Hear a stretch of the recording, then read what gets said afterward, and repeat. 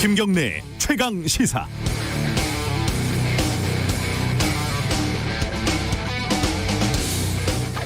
백신 관련된 여러 논란들이 있어서 타임라인을 한번 뒤져봤습니다. 영국에서 첫 접종을 한 게 12월 8일, 딱 지금부터 열흘 전이었죠. 한국에서는 같은 날 박능우 보건복지부 장관이 백신 브리핑을 합니다. 내년 1, 4분기에 아스트라제네카가 들어오는데 접종은 부작용 등을 보고 천천히 결정하겠다. 당시에 7일 확진자가 594명, 8일 확진자가 677명이었으니까 지금처럼 위기 상황은 아니었죠.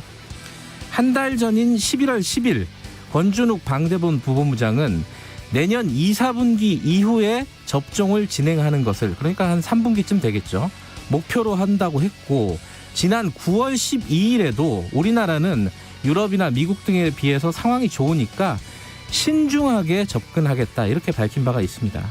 우리 방역당국은 처음부터 백신을 서두르지 않겠다, 신중하겠다, 이런 일관된 입장을 견지하고 있었던 겁니다. 그런데 상황이 완전히 바뀌었죠. 확진자가 하루 1000명대로 늘어서 줄지 않고 있고 해외에서 속속 접종을 시작하는 걸 본 사람들 마음이 급해졌습니다. 13일 이낙연 대표는 백신 접종을 3월 이전에 하도록 노력하겠다고 밝혔습니다. 지금 굉장히 혼란스럽습니다. 애초에 스케줄이 급격하게 변경이 됐는데 일단 이게 현실적으로 가능한 건지, 그리고 안전성을 신중하게 보겠다고 했던 애초의 원칙은 바꿀 수 있는 상황인 건지 국민들에게 상세하게 설명하고 설득해야 하는데 그 목소리가 잘 들리지 않습니다. 당초의 입장이 결과적으로 오판이었다면은 상황을 솔직하게 설명하고 빨리 만회할 수 있는 방법을 찾는 게 더 중요합니다. 어물쩍 넘어가지 말고 국민들과 대화하고 안심시켜야 합니다. 그때 잘했니 못했니, 선거용인이 아니니, 우리가 국력이 모자라니 아니니, 이런 부수적인 논란에 매달릴 정도의 여유가 우리한테는 없습니다. 12월 18일 금요일 김경래의 최강시사 시작합니다.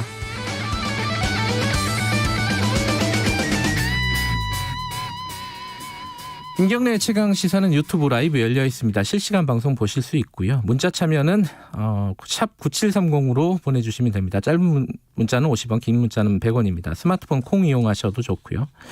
오늘 1부에서는요, 지금 코로나19 상황, 오늘은 서정엽 서울시장 권한대행 연결해서 지금 상황들, 지금 수도권이 제일 심각한 상황 아니겠습니까? 좀 살펴보도록 하고요. 오늘 공수처장 후보 추천위원회가 다시 열립니다. 오늘은 여당 쪽 입장 좀 들어보도록 하겠습니다. 더불어민주당 김남국 의원 예정돼 있습니다.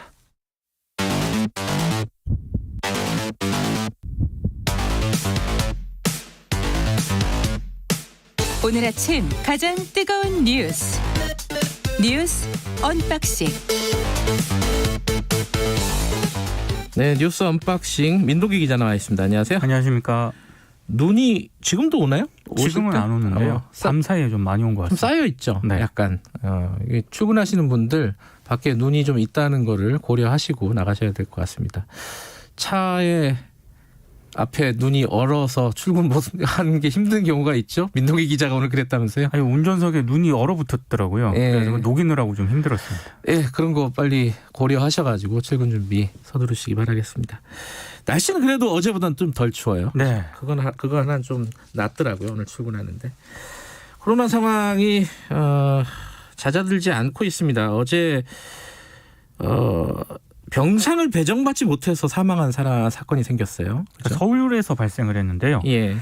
60대 남성이 자택에서 사망한 채 발견이 됐습니다. 예. 이 남성은 지난 12일 확진 판정을 받았는데 병상을 배정받지 못했다라고 하고요. 예. 기저질환이 있었는데 지난 14일 상황이 급속도로 악화가 돼서 예. 보건소에서 서울시에 2차례에 걸쳐서 긴급 병상 배정을 요청을 했는데 15일 오전 자택에서 숨을 거뒀습니다. 먼저 그 아내가 확진 판정을 받고 입원해 있었거든요. 네. 근데 연락이 안 되니까 119에 신고를 했고 119 구급대가 자택을 방문했는데 숨진 채 이제 발견이 된 겁니다. 일단 서울시는 확진자가 많다 보니 병상 배정을 하는 과정에서 네. 상황이 더 안 좋은 분들이 먼저 병상 배정을 받았고 60대 남성의 순서가 뒤로 밀렸다, 이렇게 네. 해명을 했습니다. 12일 날 판정을 받았으니까 어제가 17일, 그러니까 5일 정도 병원에 못 가고 자택에 대기를 하고 있었다는 거네요, 그죠? 15일 오전에 이제 자택에서 숨을 거뒀으니까요. 15일 그러면 네. 3일 동안 못 간 거군요. 그렇습니다. 예. 사망자가 이분뿐만 아니라 20명이 넘었어요. 이 숫자는 처음 보는 것 같아요, 그죠? 그러니까 코로나19가 유행한 이후에 사망자가 20명 넘은 것은 이번이 처음이거든요. 예. 일단 방역 당국 설명은 이렇습니다. 그러니까 확진자 규모가 지금 계속 커지고 있잖아요. 네. 그러니까 60대 이상 확진자도 이제 그만큼 늘어났다. 당연히 늘죠. 예. 예. 그래서 방역대책본부에 따르면 이달 1일부터 16일까지 코로나19 확진자 가운데 60대 이상 확진자가 30.1%라고 지금 밝혔습니다. 예. 그러니까 그만큼 신규 확진자 10명 가운데 3명 정도가 60세 이상 고령층이기 때문에 이들의 자택 대기가 길어지면서 치료가 늦어지고 있다. 이렇게 설명을 하고 있습니다. 뭐 어차피 지금 병상이 부족하다는 얘기는 꽤 오래전부터 나왔었고 그렇죠. 그 상황 때문에 벌어지고 있는 일인데 지금 이 상황이 점점 심각해지는 상황인데 지금 3단계로 가는 거 여기에 대해서는 정부는 아직은 좀 지켜보자는 거죠, 지금 결론은. 그러니까 의료 체계상 큰 차질이 발생하지 않고 있다. 그래서 당장 3단계로 강화할 시점은 아니고 네. 이번 주말부터 거리두기 효과가 나타날 것으로 기대한다라고 입장을 내놓았거든요. 네. 근데 의료 현장의 분위기는 조금 다른 것 같습니다. 네. 일단 병상을 어렵게 확충을 하더라도 의료 인력 투입이 같이 병행이 돼야 되는데 네. 이게 쉽지 않을 것이다라는 그런 분위기가 나오고 있고요. 네. 실제로 지금 뭐 방역 당국에서는 병상 같은 거는 조금씩 확보를 해 나가고 있는데 문제는 의료진이 부족하다는 겁니다. 네. 그래서 뭐 중앙보훈병원 같은 경우만 하더라도 120개 병상을 제공을 하기로 했는데 인력 부족 때문에 60개 병상만 지금 운영을 한다는 계획이거든요. 네. 이런 문제들이 지금 심각하게 봉착돼 있는 상황입니다. 이번 주말도 아무데도 안 가고 집에 못 가죠. 있어야겠습니다. 다른 소식 좀 알아보죠. 어제 밤이었죠. 윤석열 총장이 정직 2개월 징계에 대해서 소송을 제기를 했습니다. 전자소송 시스템으로 냈더라고요. 예. 그러니까 징계를 취소해달라는 그 소송하고요. 네. 징계 효력을 정지해달라는 집행정지 신청을 전자소송 시스템으로 냈는데 예. 윤 총장 측 이완규 변호사가 2개월 정직은 회복할 수 없는 손해라고 얘기를 했습니다. 그러니까 네. 검찰에서 중요한 수사가 진행 중이고 새롭게 수사를 할 수도 있는데 네. 총장이 누구냐에 따라 수사가 달라지는데 2개월 공백은 매우 크다. 이렇게 강조를 했고요. 네. 대통령의 처분에 대한 소송이기 때문에 대통령을 상대로 한 소송이 맞다고도 얘기를 했습니다. 네. 윤 총장 어제 출근하지 않았고요. 추미애 법무부 장관도 연가를 내고 출근 안 했습니다. 둘 다 출근을 안 했군요. 그렇습니다. 그동안 피곤했던 모양인데. 여권에서는 지금 정직 2개월이지만은 사실상 총장 자격이 없는 거 아니냐. 그래서 사퇴를 해야 되는 거 아니냐. 자진 사퇴. 뭐 이런 얘기들이 계속 나오고 있죠. 그러니까 민주당 장경태 의원 그리고 안민석 의원 그다음에 강기정 전 청와대 정무수석 네. 이런 분들이 뭐 SNS 라디오 인터뷰에서 지금 대통령하고 정말 싸움을 계속 할 거냐. 자진 사퇴해야 된다는 그런 취지의 발언을 했거든요. 네. 그러니까 여권 내 분위기는 지금 추미애 장관이 사의 표명을 했으니까 예. 윤 총장도 알아서 처신하는 게 옳지 않느냐 이런 분위기가 좀 형성이 되고 있습니다. 근데 이제 이게 여권에서는 이 얘기 많이 하잖아요. 지금 민동기 기자 얘기한 지금 싸움이 원래 추미애 장관과 윤석열 총장의 구도였다면은 네. 이제는 바뀌었다. 그렇죠. 대통령과 윤 총장의 어떤 구도가 됐다. 대통령하고 싸우는 게 지금 공직자로서 맞는 거냐. 뭐 이런 얘기인데 그렇죠. 청와대 입장은 또 다르더라고요. 그러니까 청와대는 별도 입장을 안 냈습니다. 예. 다만 이제 언론 보도를 통해서 네. 일단 소송의 피고는 대통령이 아니라 예. 법무부 장관이다라는 그런 입장을 내놓았는데요. 근데 이런 건조한 분위기와는 다르게 네. 한겨레 보도를 보면 내부에서는 부글부글 끓고 있다 이런 보도가 나왔습니다. 네. 그러니까 윤석열 총장이 선을 넘었다 이런 얘기까지 나왔다라고 하는데요. 사실상 대통령을 상대로 행정소송 내는 거는 고위공직자 취할 태도가 아니다. 사실상 통치권에 대한 도전으로 지금 청와대 내부가 받아들이고 있는 그런 분위기라고 합니다. 뭐 그럼에도 불구하고 윤석열 총장이 사퇴한다 이런 분위기는 전혀 없지 않아요? 그러니까 사퇴를 할 거면 여기까지 끌고 오지 않았을 거라는 그런 얘기가 많고요. 네. 근데 문제는 여권 입장에서는 윤 총장이 사퇴 안 하더라도 네. 별다른 대책이 없다는 겁니다. 그렇죠. 자, 이제 이게 소송은 진행이 될 것 같고, 그죠? 이 앞으로 남은 게 이제 검찰 인사가 내년 1월쯤에 있다고 하고요. 그리고 개각도 뭐 추미애 장관이 포함될 수도 있고 그 전에 이제 추미애 장관 따로 할 수도 있지만은 네. 어쨌든 개각도 있고 이 부분들이 아마 좀 주목이 될 거예요, 정치권에서는. 그러니까 2차 개각 같은 경우에는 공수처 출범에 맞춰서 단행이 되지 않겠느냐는 전망이 나옵니다. 네. 그래서 추 장관이 내년 1월 검찰 고위 인사까지 마무리한 뒤에 퇴진할 가능성도 있다. 일부 언론들이 이렇게 또 전망을 하더라고요. 네. 그리고 뭐 법무부 장관 후보 얘기도 벌써 나오고 있던데 뭐 소병철, 박범계 의원을 비롯해서 이영구 법무부 차관 이름도 오르내리고 있는 그런 상황입니다. 세 명이 유력하게 좀 오르내리고 있는데 네. 이거는 뭐라고 할까요? 봐야죠. 언론 피셜이라고 할까요? 모를 일입니다. 이거는. 그렇습니다. 그건 어떻게 되는 겁니까? 지금 이 윤 총장이 소송을 낼 때 지금 내면서 주장을 하는 어떤 근거 중에 하나가 지금 수사하고 있는 것들이 제대로 안 될 수가 있다. 2개월 그렇죠. 정직을 하면은 그중에 뭐 대표적으로 월성 1호기 네. 그리고 옵티머스 정관계 로비 의혹 이런 거가 잘 안 될 수 있다. 그렇게 봐야 되나요? 어떻게 봅니까? 그러니까 이게 흔히 말하는 그 보수 언론들이 이 문제를 집중적으로 제기를 하고 있거든요. 이게 예. 정권 관련 수사이기 때문에 예. 검찰 인사 고위직이 교체가 되면은 예. 이거 정권 관련 수사 제대로 안 될 것이다. 결국에는 윤 총장을 이런 식으로 징계를 하기 위해서 수사를 좀 지연시키기 위해서 예. 윤 총장에 대해서 징계를 한 것 아니냐라는 그런 의혹을 제기를 하고 있는데요. 근데 한편에서는요. 윤 총장의 정직 기간이 2개월이잖아요. 네. 비교적 짧기 때문에 크게 영향이 없을 것이다라는 그런 관측도 나옵니다. 이게 사실은 만약에 검사들이 윤 총장이 정직을 받은 게 부당하다, 만약에 그렇게 느낀다면은 네. 이런 수사 또 열심히 해야 되는 거 아니에요? 그렇죠. 그게 크게 지장이 있을까? 네. 이건 이럴 수도 있고 저럴 수도 있는 부분인 것 같습니다. 그렇습니다. 이 부분은. 5280님이 민동기 기자님 좋아한다는 말씀을 갑자기 보내주셨습니다. 김경래 기자는 팬이라고 말씀하시고 왜 보내주셨냐면은 자동차 유리가 얼었을 때 알코올을 유리창에 뿌리면 간단하게 해결된다. 알코올을 들고 다니지는 않지 않습니까? 소주를 부어야 되나요? 이거 어떻게 해야 되는 거죠? 뭐 그런 얘기인 것 같은데요, 보니까. 네. 어떻게 그런 방법이 있군요. 아. 좀 더 좋은 방법이 있으면 좀 보내주세요. 이거 저도 몇 번을 고생했거든요. 이게. 저 진짜 아침에 좀 당황했거든요. 네. 네. 꽁꽁 얼어버리면은 떨어지지가 않아가지고. 떨어지지도 않고 앞에 시야가 안 보이기 때문에 예. 녹기를 기다려야 됩니다. 하나만 더 짚죠. 중대재해기업처벌법. 이거 지금 김용균 씨 어머님하고 저희 정의당 쪽에서 지금 단식 농성하고 있지 않습니까? 지금 네. 민주당에서 이 얘기를 하고 있어요. 그죠? 어떻게 지금 얘기들이 나오고 있습니까? 어제 의총에서 이 문제를 두고 무제한 토론을 벌였거든요. 네. 결론은 못 냈습니다. 근데 일단 법 필요성에는 공감대를 모았다라고 하는데요. 네. 일단 국회 법사위에서 논의를 이어가기로 했는데 그 쟁점이 있지 않습니까? 네. 이를테면 식당과 같은 다중이용 시설을 모두 그 법 적용 대상에 포함시킬 경우에 대상이 너무 많다. 이 중대재해기업처벌법 적용 대상을 어디까지 봐야 되느냐? 그렇죠. 예. 그리고 공무원 처벌 조항 역시 범위가 너무 넓다.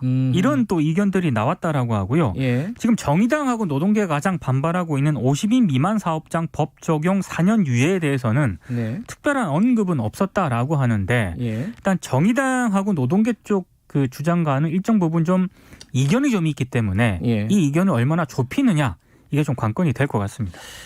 알겠습니다. 이거는 이번 국회 때 처리를 해야 된다라는 의견들이 여론들이 꽤 많아요. 그죠? 처리하겠다는 입장은 밝혔는데 네. 중요한 건 그 내용이 이제 어떻게 되느냐 이게 좀 관건인 것 같습니다. 알겠습니다. 뉴스 언박싱은 여기까지 듣죠.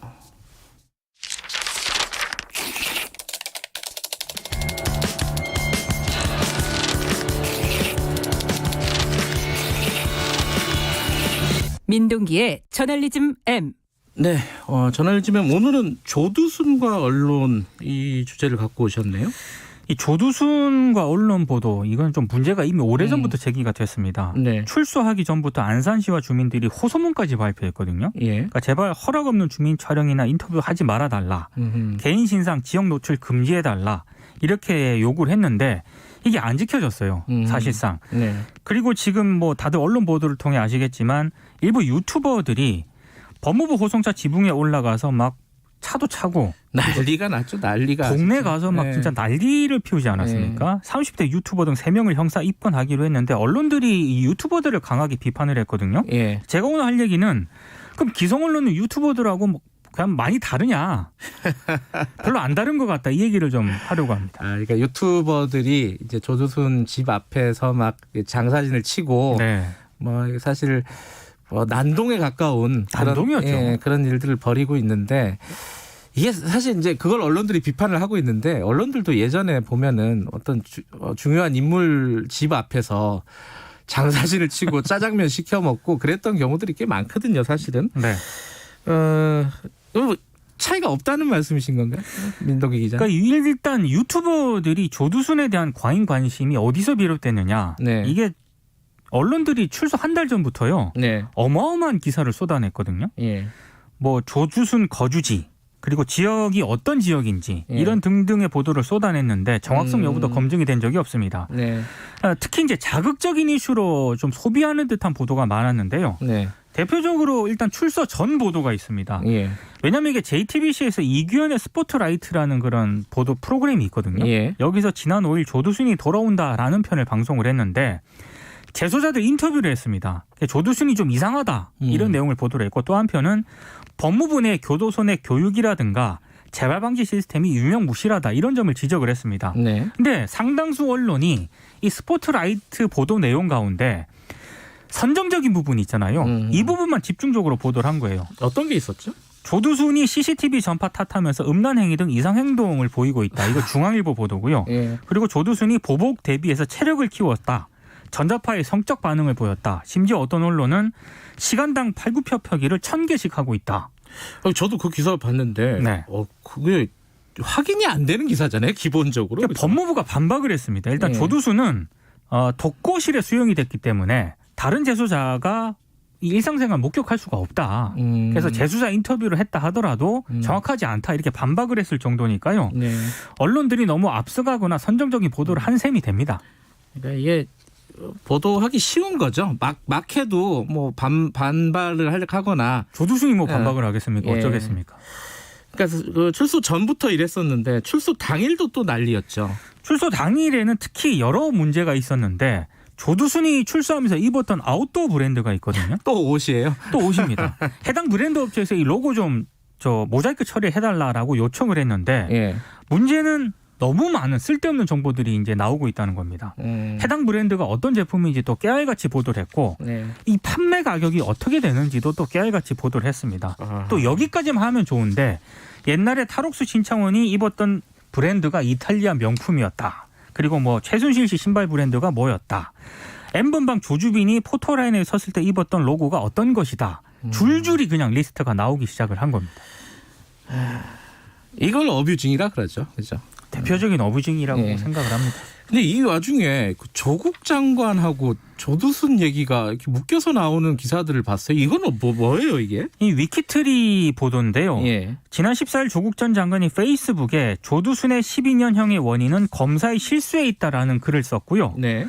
이걸 이제 위키트리가 인용을 해서 보도를 했거든요. 예. 그러니까 한마디로 검찰의 잘못된 법 집행으로 조두순이 죄질에 비해서 낮은 형량을 살고 나왔다라는 취지의 글입니다. 12년밖에 안 받았다. 검찰이 잘못했다. 그렇죠. 이게 이제 조국 전 장관의 요지고. 근데 네. 위키트리가 어떻게 보도를 했냐면 제목이 조두순 출소, 조국이 갑자기 이 사람 탓을 하고 있다 이런 제목을 뽑았고요. 네. 조국 전 장관하고 조두순이 나란히 배치된 사진을 실었습니다. 하하. SNS에 이제 이름 흔히 말하는 그 포스팅을 한다 그러지 않습니까? 예. 조두순이나 조국이나 유유 이런 글을 또 게시를 했는데 이걸 위키트리에서 한 거예요? 그냥 댓글이 아니라? 네, 매체를 보도를 한 건데 이게 무슨 말이에요, 도대체? 도대체 알 수 없는 글이고 조국 전 장관이 이 위키트리에 대해서 법적 대응 방침을 밝히니까 위키트리가 즉시 기사를 삭제하고 공개 사과문을 올렸고요. 그래서 일단락이 됐습니다. 어쨌든 지금 뭐 조두순이 이제 흉악범죄를 저지른 그런 사람이 출소를 했을 경우에 어떻게 관리해야 하는가 이게 이제 사실 핵심적인 문제잖아요. 네. 여기에 주목해서 좀 진지하게 기사를 쓴 것도 있지 않았을까요? 매우 소수였고요. 대부분 언론들이 좀 자극적인 보도를 이어갔습니다. 아웃도어 브랜드 뭐 대표적이고요. 상당수 언론들이 조두순 보도에 있어서 굉장히 많은 비중을 실었던 그 보도 양태가요. 네.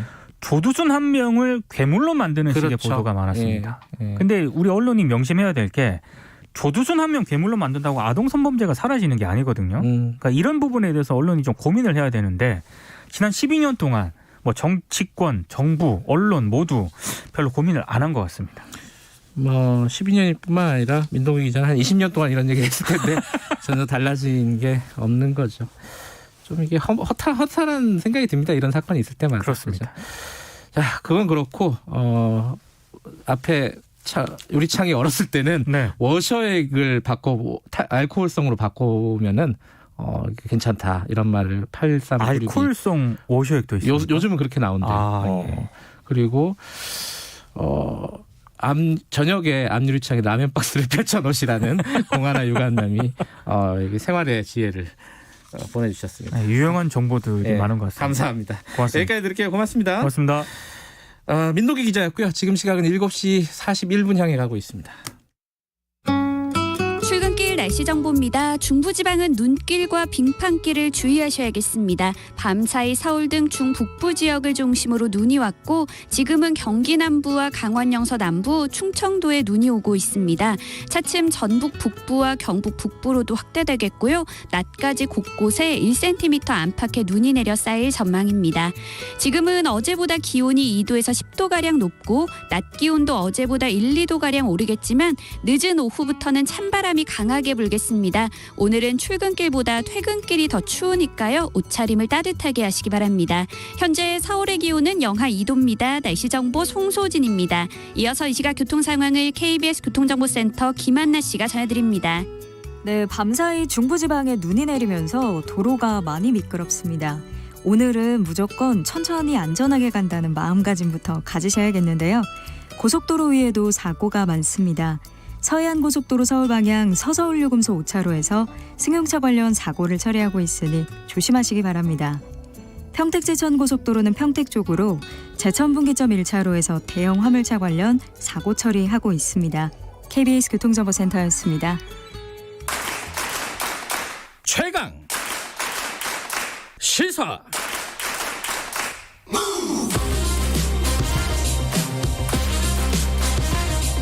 지금 여러분께서는 김경래 기자의 최강 시사를 듣고 계십니다. 네, 코로나 상황 좀 짚어보겠습니다. 신규 확진자 1000명대 계속 유지하고 있고요.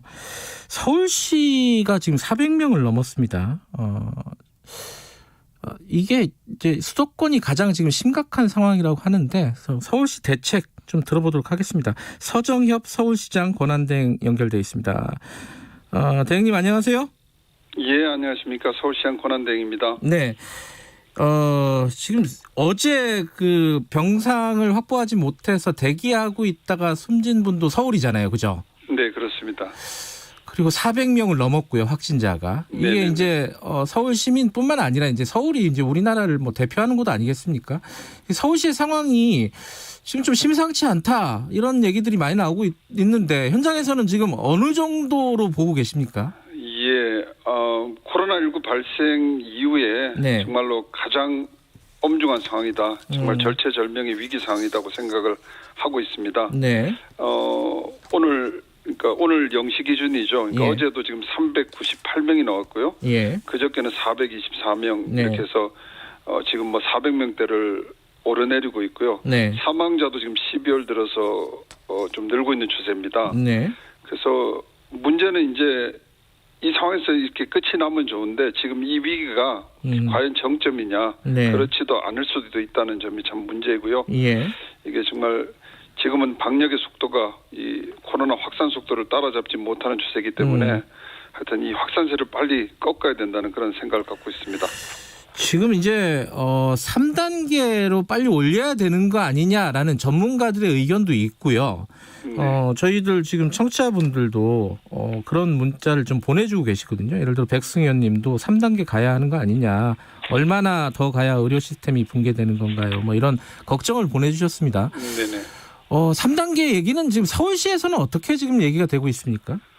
3단계는 어쨌거나 최후의 보루라고 생각을 하고 있고요. 예. 물론 지금 이제 3단계 저희 준비들은 하고 있습니다. 지난주부터 내부적으로 여러 가지 3단계 격상을 하게 되면은 예. 지금 방역 수칙상에 있는 여러 가지 그런 조치들이 있고 예. 또 거기에 대해서 해야 될 게 뭐가 있는지 또 이제 3단계 들어가면 여러 가지 뭐 우리 집합 금지를 하게 되면 우리 자영업자나 소상공인들도 여러 가지 피해가 커집니다. 네. 그래서 이런 분들에 대한 지원 대책까지 지금 검토는 하고 있습니다만은 네. 어쨌든 이런 부분은 지금 중앙정부 협의해서 적정 시점을 정해야 될 것 같습니다. 그러니까 이게 검토만 하다가 이게 또 타이밍 놓치는 거 아니냐 이 걱정이잖아요, 사실. 좀 네네. 이제 지자체에서라도 좀 선제적으로 왜냐하면 이제 중앙정부 같은 경우에는 다른 지역까지 다 고려를 해야 되잖아요. 네네. 근데 뭐 서울 같은 경우에는 좀 선제적으로 뭔가 조치를 꼭 3단계가 아니더라도 뭐 취해야 되는 거 아니냐 이런 지적에 대해서는 어떻게 보십니까? 근데 이제 이 방역과 늘 민생이 이게 딜레마입니다. 그렇죠. 그래서 방역을 강화할수록 이게 민생에 또 치명적인 타격이 가기 때문에 네. 조금은 신중할 수밖에 없는 게 사실인 것 같고요. 예. 어쨌거나 저희들은 지금 준비하면서 네. 최대한 지금 코로나 상황들을 좀 막아보기 위해서 네. 최선의 노력을 다하고 있다는 말씀드리겠습니다.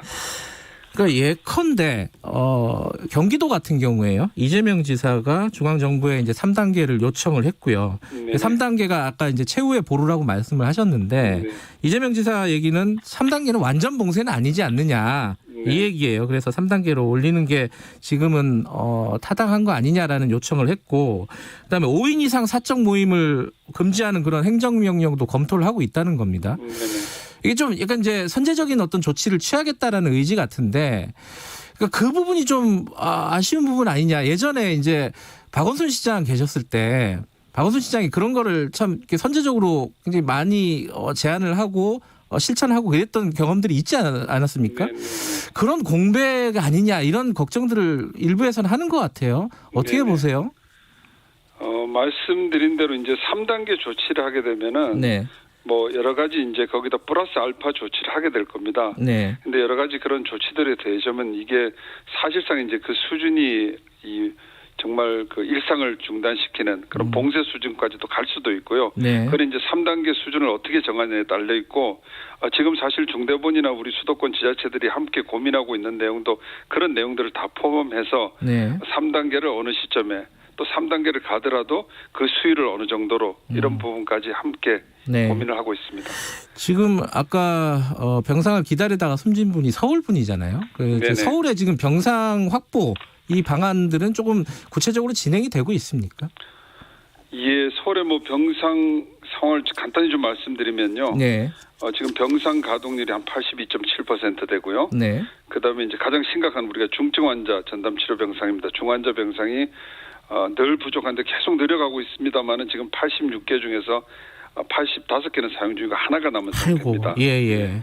그리고 생활치료센터는 이제 지금 뭐 자치구 생활치료센터도 확대하고 여러 가지 노력을 해서 네, 저희들이 24군데를 운영하고 있는데 한 3,500병상 되고요. 예, 그중에 이제 잔여 병상이 한 2,000병상. 그래서 생활치료센터는 조금 이제 여유 있게 준비를 해놨고요. 네, 이제 어제 뭐 저기 사망하신 분 이제 말씀하셨는데 예, 그분에 대해서는 정말 우리 사망하신 시민께는 정말 깊은 애도를 표하고 네, 방역 당국으로 정말 무거운 책임감은 통감합니다. 예, 근데 10월부터 이제 확진자가 폭증하다 보니까 네, 저희들도 이제 행정이나 의료 시스템에 과부하가 좀 걸린 것 같고요. 예, 우리가 수도권 이제 이 현장 대응반에 병상 분류팀이 있는데 네. 그래서 병상 배정에 좀 어려움이 있었던 걸로 확인이 됐습니다. 앞으로 이런 일은 발생하지 않도록 보건복지와도 협의해서 예. 하여튼 체계들을 다시 점검해 나가도록 하겠습니다. 아까 이제 대행님께서 말씀하실 때 중환자 병상이 지금 하나밖에 남지 않았다 예, 그렇습니다. 이렇게 말씀하셨잖아요. 그러면 네. 사실 중환자 병상이 제일 중요할 텐데 네네. 그럼 뭐 민간 병원의 협조라든가 뭐 여러 부분들을 이제 타진하고 있다는 뉴스들을 많이 봤습니다. 예. 이게 좀 진행이 좀 되고 있습니까? 아예 좀 안 되고 있는 상황이 어떻게 보세요? 이번 10월에도 제가 2차례 우리 대학병원 병원장님들 만나서 네. 간담회를 하면서 요청을 드렸고요. 그래서 사실은 이번 주에도 이미 17개를 추가 확보했습니다. 확보하고 다음 주에도 7개가 지금 추가로 확보되고 네. 또 연말까지는 9개가 또 추가로 확보돼서 계속 늘기는 합니다만 지금 상황 자체가 네. 말씀드린 대로 이제 사망자도 늘고 65세 이상 또 중환자분도 느는 추세라서 네. 이게 좀 늘 좀 부족한 상태입니다. 그래서 뭐 다시 한번 우리 민간 병원 특히 대학병원 병원장님들의 협조를 다시 한번 당부드리고 싶습니다. 예. 그리고 이 생활치료센터라든가 뭐 이런 부분들을 확보하기 위해서 대학이나 교회 쪽에 이제 협조를 구하신다는 얘기를 들었어요. 네네네. 그쪽은 협조를 좀 하시나요? 어떻습니까? 일단은 뭐 종교계는 저희들이 소망교회에 좀 부탁을 드렸고요. 예. 그래서 280개 병상을 갖춘 수양관을 저희들이 제공해 주셔서 이미 설치해서 이제 운영에 네. 들어갔습니다. 예. 그래서 소망교회 측에 다시 한번 감사드리고 싶고요. 예. 이제 기숙사들이 이제 방학을 하게 되니까 조금 있으면 이제 비게 될 겁니다. 그래서 대학 기숙사들을 이제 생활치료센터로 활용하는 방안을 지금 이제 강구 중인데 네. 서울 시립대에서 520병상 이렇게 해서 지금 이제 생활치료센터를 설치하기로 하고 협의 진행 중이고요. 네. 지금 서울시는 이제 8개 대학에도 저희들이 직접 찾아뵙고 예. 요청을 좀 드렸습니다. 그래서 현재 5개 대학에서 긍정적인 답변은 얻었고요. 그 이제 구체적인 방안에 대해서는 뭐 또 교수님들 또 학생들의 또 이해와 양해가 필요하기 때문에 네. 그런 부분은 좀 진행 중에 있습니다. 그 이제 3단계가 아니더라도 거리두기를 조금 이제 강화하는 내용적으로 좀 강화하는 방안들이 여러 지자체에서 좀 나오고 있던데 서울시는 뭐 그런 게 뭐가 있습니까? 사회적 거리두기를 강화하기 위해서 뭐 여러 가지 저희들이 2.5단계 저희들이 하면서도 예. 뭐 3단계 준하는 조치를 여러 가지 했었습니다. 그래서 예. 대표적인 게 이제 우리 집회, 시위, 예. 10인 이상 집회, 시위 금지하는 내용들도 있었고요. 예. 그다음에 저희들이 뭐 대중교통을 9시 이후에 감축 운행한 것도 사실은 뭐 시민들에게 불편을 드리고자 한 것은 아니고 네. 가급적이면 좀 일찍 귀가하셔서 좀 사회적 거리두기를 좀 확대하자는 그런 취지였고요. 네, 네. 그래서 여러 가지들은 좀 하고 있습니다. 알겠습니다. 그 얼마 전에 그 우상호 의원이 서울시장 네. 출마 선언하면서 그 얘기를 했어요. 코로나 백신을 서울시에서 무료로 전 시민에게 접종하겠다 뭐 이런 네네. 얘기했는데 이런 방안에 대해서는 지금 대응으로서는 어떻게 생각하십니까? 뭐 그 부분은 일단 백신 확보 계획이 예. 이제 확정이 되면은 뭐 중앙정부 차원에서 이 배분 문제도 나올 거고 거기에 맞춰서 막 고민을 해야 되지 않나 싶습니다. 아직 그 백신 확보 구체적인 뭐 문제가 중앙정부 아직까지 확보나 배부 계획 자체가 나오지 않은 상태라서 네. 지금 뭐 어떻게 하겠다 말씀드린 건 좀 곤란한 것 같습니다. 알겠습니다. 라디오 듣고 계신 그 청취자분들 많을 텐데 서울 시민들에게 한 말씀 좀 해주세요. 지금 상황이 어떤 상황이고 예. 어떤 부분 조심해달라는. 예. 뭐 말씀하신 대로 많은 부분들이 이제 3단계 얘기하고 계시고요. 예. 3단계를 정말 목전에 두고 있습니다. 그래서 정말 그 이제 비상한 상황이 되면은 뭐 비상한 3단계 조치가 있어야 될 수밖에 없고요. 네. 그러나 어쨌거나 지금은 그런 상황이 오지 않도록 네. 하여튼 시민 여러분께서도 연말 연시 하여튼 생업에 필요한 최소한의 활동만 좀 해주시고 뭐 여러 가지 이동이나 모임이나 좀 자제해 주시고요. 특히 이제 크리스마스 연휴 다가오고 하면은 여러 가지 또 모임을 예. 계획하시는 분도 있으실 텐데요. 이번 크리스마스와 연휴는 밖이 아닌 집에서 네. 가족과 함께 좀 차분하고 조용하게 보내주시면 정말 부탁드리겠습니다. 알겠습니다. 앞으로도 좀 수고 좀 부탁드리겠습니다. 고맙습니다. 네, 네, 감사합니다. 서정엽 서울시장 권한대행이었고요. 1부는 여기까지 하죠. 2부에서는 공수처 추천위원회 열리죠. 관련된 얘기 좀 준비되어 있습니다. 8시에 돌아옵니다. 6개월 동안은 생활비 걱정 안 했어요. 알바하면서 취업 준비, 그거 장난 아니거든요. 그래서 드립니다.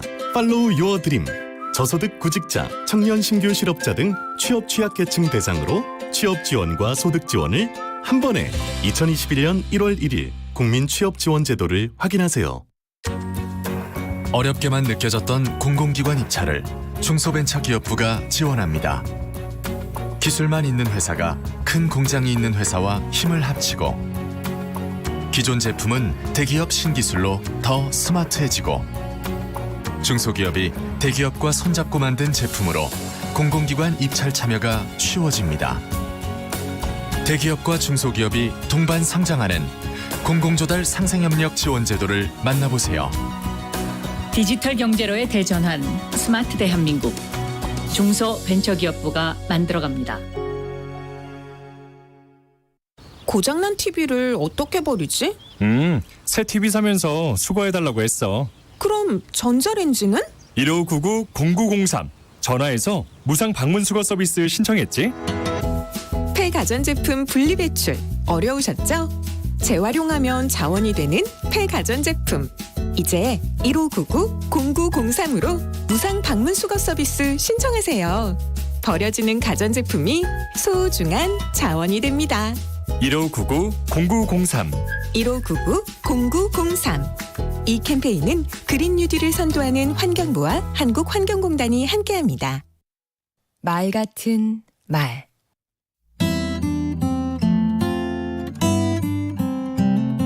안녕하세요. 강원국입니다. 2014년 강의를 시작하고 방송에 나가면서 중요한 걸 알게 됐습니다. 바로 말하는 즐거움입니다. 첫째, 말은 표현하는 즐거움을 줍니다. 사람은 누구나 표현하고 싶어 합니다. 2012년 미국 하버드대 교수팀이 100명의 뇌를 관찰했는데요. 자기 이야기를 할 때 활성화되는 부위가 맛있는 음식을 먹거나 돈이 생겼을 때 반응하는 영역과 일치했다고 합니다. 자기를 표현할 때 맛있는 것을 먹는 것과 같은 쾌감과 만족을 얻는 것이지요. 둘째, 말은 좋은 관계를 만듭니다. 말을 섞지 않은 관계는 불편하지요. 관계가 좋을 때 우리는 안전하다는 느낌과 함께 소속감과 사랑의 감정을 느낍니다. 이런 관계를 만드는 게 말입니다. 셋째, 인정 욕구가 채워집니다. 독일 철학자 악셀 호네트는 사람은 누구나 자신의 존재를 용납받기 위해 평생 인정투쟁을 한다고 했습니다. 그런데 무엇으로 인정을 받겠습니까?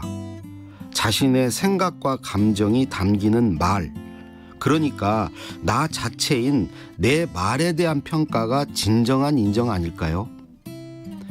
넷째, 감정이 치유됩니다. 제가 신경정신과에서 치료를 받을 때도 의사 선생님이 해주신 건 내 감정을 말할 수 있도록 돕는 일이었습니다. 말하고 나서 불안, 강박 같은 감정 상태에서 빠져나왔습니다. 말하는 즐거움, 그 마지막은 자아실현입니다. 말을 통해서 남을 돕고 남에게 영향을 미치면서 나의 존재 가치와 의미를 찾을 수 있습니다. 그러다 보면 더 나은 영향을 미치기 위해 스스로 성장하려고 노력하게 되지요. 말을 통한 기쁨과 행복, 누구나 마음만 먹으면 누릴 수 있습니다. 강원국의 말 같은 말이었습니다. 스스로를 표현하고 치유하며 성장시키는 말하기. 나와 너를 연결해주는 말하기. 즐겁지 않을 수가 있나요?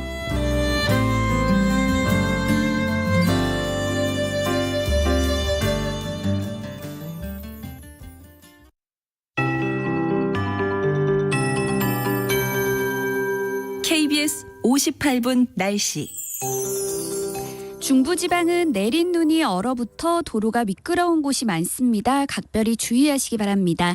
서울 등 중북부 지방은 밤사이 눈이 내려 쌓였고 지금은 경기 남부와 충청 중북부, 경북 북부 지역에 눈이 오고 있습니다. 차츰 그 밖에 충청도와 전북 북부 지역으로도 확대되겠고요. 앞으로 1cm 안팎의 눈이 내리다가 오전에서 낮 사이에 그치겠습니다. 제주도는 오늘 밤부터 내일 아침 사이에 한때 비나 눈이 올 전망입니다. 어제 아침보다는 추위가 덜합니다. 현재 기온이 어제 이 시각보다 2도에서 크게는 10도가량이나 높아 서울이 영하 1.9도, 광주는 영하 1.4도 등을 보이고 있습니다. 낮 기온은 서울 0도, 대전 4도, 강릉 전주 6도, 부산 8도 등으로 어제보다 1, 2도 정도 높겠는데요. 하지만 늦은 오후부터 찬바람이 강하게 불어와 추워지겠습니다. 내일 아침에는 다시 철원이 영하 17도, 서울 영하 10도, 대구도 영하 5도까지 떨어질 전망입니다.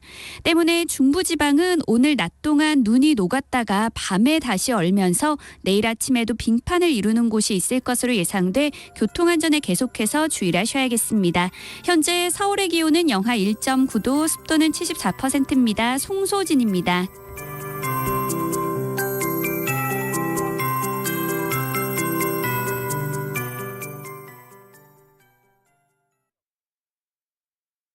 정성을 다하는 국민의 방송 KBS가 8시를 알려드립니다. AM 711kHz, FM 97.3MHz, KBS 1라디오입니다. HLKA.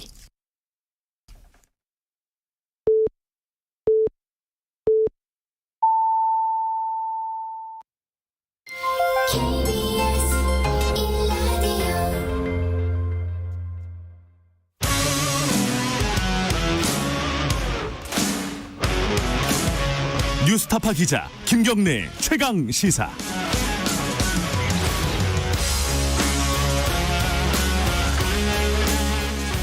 네, 김경래 최강 시사 2부 시작하겠습니다. 윤석열 총장 징계 결정이 되고 추미애 장관 사의 표명을 하고, 물론 뭐 여기서 일단락이 되지는 않은 것 같습니다. 소송이 진행될 것 같은데, 어쨌든 이제 국면은 하나 매듭은 하나 지어진 거예요. 앞으로도 뭐 남은 게 있지만은 그 중에 이제 앞으로 진행돼야 될 것이 공수처입니다. 그래서 오늘 공수처장 후보 추천위원회가 다시 열리게 됩니다. 근데 여기서도 조금 뭐 문제들이 있어요. 야당 추천위원이 지금 사퇴한 상황이라서 여러 가지 앞으로 전망들 좀 여쭤보겠습니다. 오늘 국회 법사위 더불어민주당 김남국 의원과 함께 이야기 나눠보겠습니다. 의원님 안녕하세요. 네, 안녕하세요. 안산 단원을 김남국입니다. 예. 일단 뭐 공수처 얘기는 자연스럽게 이어질 거니까 윤석열 네. 총장 얘기부터 해보죠. 뭐 징계와 관련된 결정문이 공개가 됐어요, 그죠? 네, 자료 요청을 해서 저희 의원실도 이제 내용을 좀 받아가지고 살펴봤는데요. 네. 두 가지 측면에서 좀 평가를 할 수 있을 것 같습니다. 예. 이제 첫 번째는 징계 사유가 얼마나 구체적이고 상당한 이유가 있는지 예. 하나이고요. 그다음에 이제 두 번째는 그 징계 사유를 근거로 해서 정직 2개월이라고 하는 징계 결정을 했는데 네. 이 양정이 적정한지 문제 이 두 가지로 평가할 수 있을 것으로 보이는데요. 예. 징계 사유와 관련되어서는 굉장히 구체적 내용이 많이 나왔던 것 같습니다. 판사 불법 사찰과 관련되어서는 이 수사 정보를 수집하는 것이 법령상 근거를 두고 있어야 되는데 예. 판사에 대해서 여러 가지 사적인 정보를 모으는 것 자체가 예. 불법이다. 법적 근거가 없다라고 판단을 했고요. 예. 그다음에 목적도 굉장히 위험하다라고 본 것 같습니다. 결국에는 이런 세평 정보를 모은 이유가 이 검찰 특수부가 잘한다라고 하는 언론 플레이, 그러니까 언론의 압력이나 이런 것들을 통해 가지고 재판 외적인 어떤 부당한 영향력을 행사하려고 한 것 아니냐라는 목적의 부당성을 좀 지적을 했던 것으로 보이고요. 예. 그 다음에 이제 감찰 방해와 수사 방해가 있었잖아요. 예. 근데 이제 여기에 대해서 구체적 판단을 한 통신 기록까지 나왔습니다. 그러니까 윤석열 총장의 최측근이라고 할 수 있는 한동훈 검사장에 대해서 예. 감찰과 수사가 진행되는데 만약 그 자기 측근에 대해서 그런 것들이 진행되면 연락을 안 하고 오히려 그 사람의 어떤 거리두기를 해야 되는데 예. 2달 동안에 2,700여 회의 통신을 했고 예. MBC의 어떤 보도가 나온 다음에는 무려 8일 동안 110회의 연락을 주고받았다. 그러면서 대검 감찰부가 할 수 있었던 예. 하려고 했던 압수수색이라든가 감찰이라든가 이런 것들을 막아버렸다라고 평가를 한 것 같습니다. 잠깐만 하나씩 조금 더 여쭤볼게요. 양형 얘기는 조금 이따 하고요.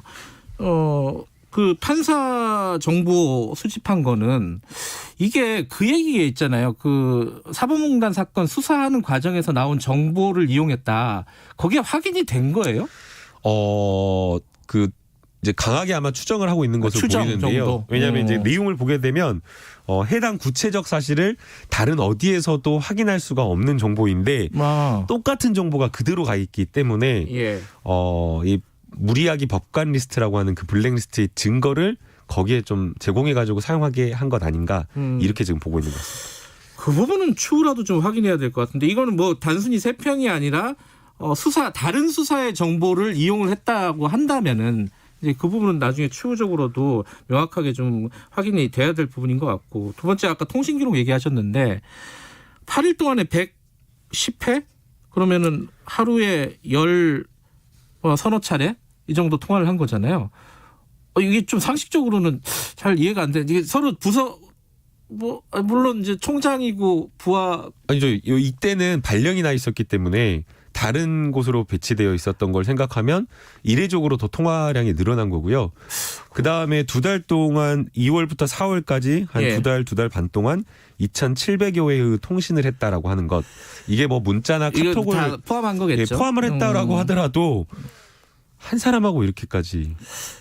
아니 근데 소명을 했을 거 아니에요. 이렇게 통화나 통신 기록이 많은 왜 뭔 얘기를 했는 건지. 그러니까 무슨 이야기든 적절하지가 않다라는 거죠. 그러니까 검찰총장인데 예. 수사 대상자와 감찰 대상이 되는 직원과 이렇게 긴밀하게 연락을 주고받는 것은 감찰 정보라든가 수사 정보 이런 것들이 유출될 수도 있고 네. 형식적 외형적으로도 그런 통신을 하고 연락을 주고받는 것 자체가 네. 부적절하다라고 본 겁니다. 그 내용을 이게 뭐 소명을 할 수는 하지는 않은 모양이네요. 내용 소명이 중요한 거, 뭐 내용 어쨌든 소명은 뭐 이게 했던 말씀하신, 것으로 예.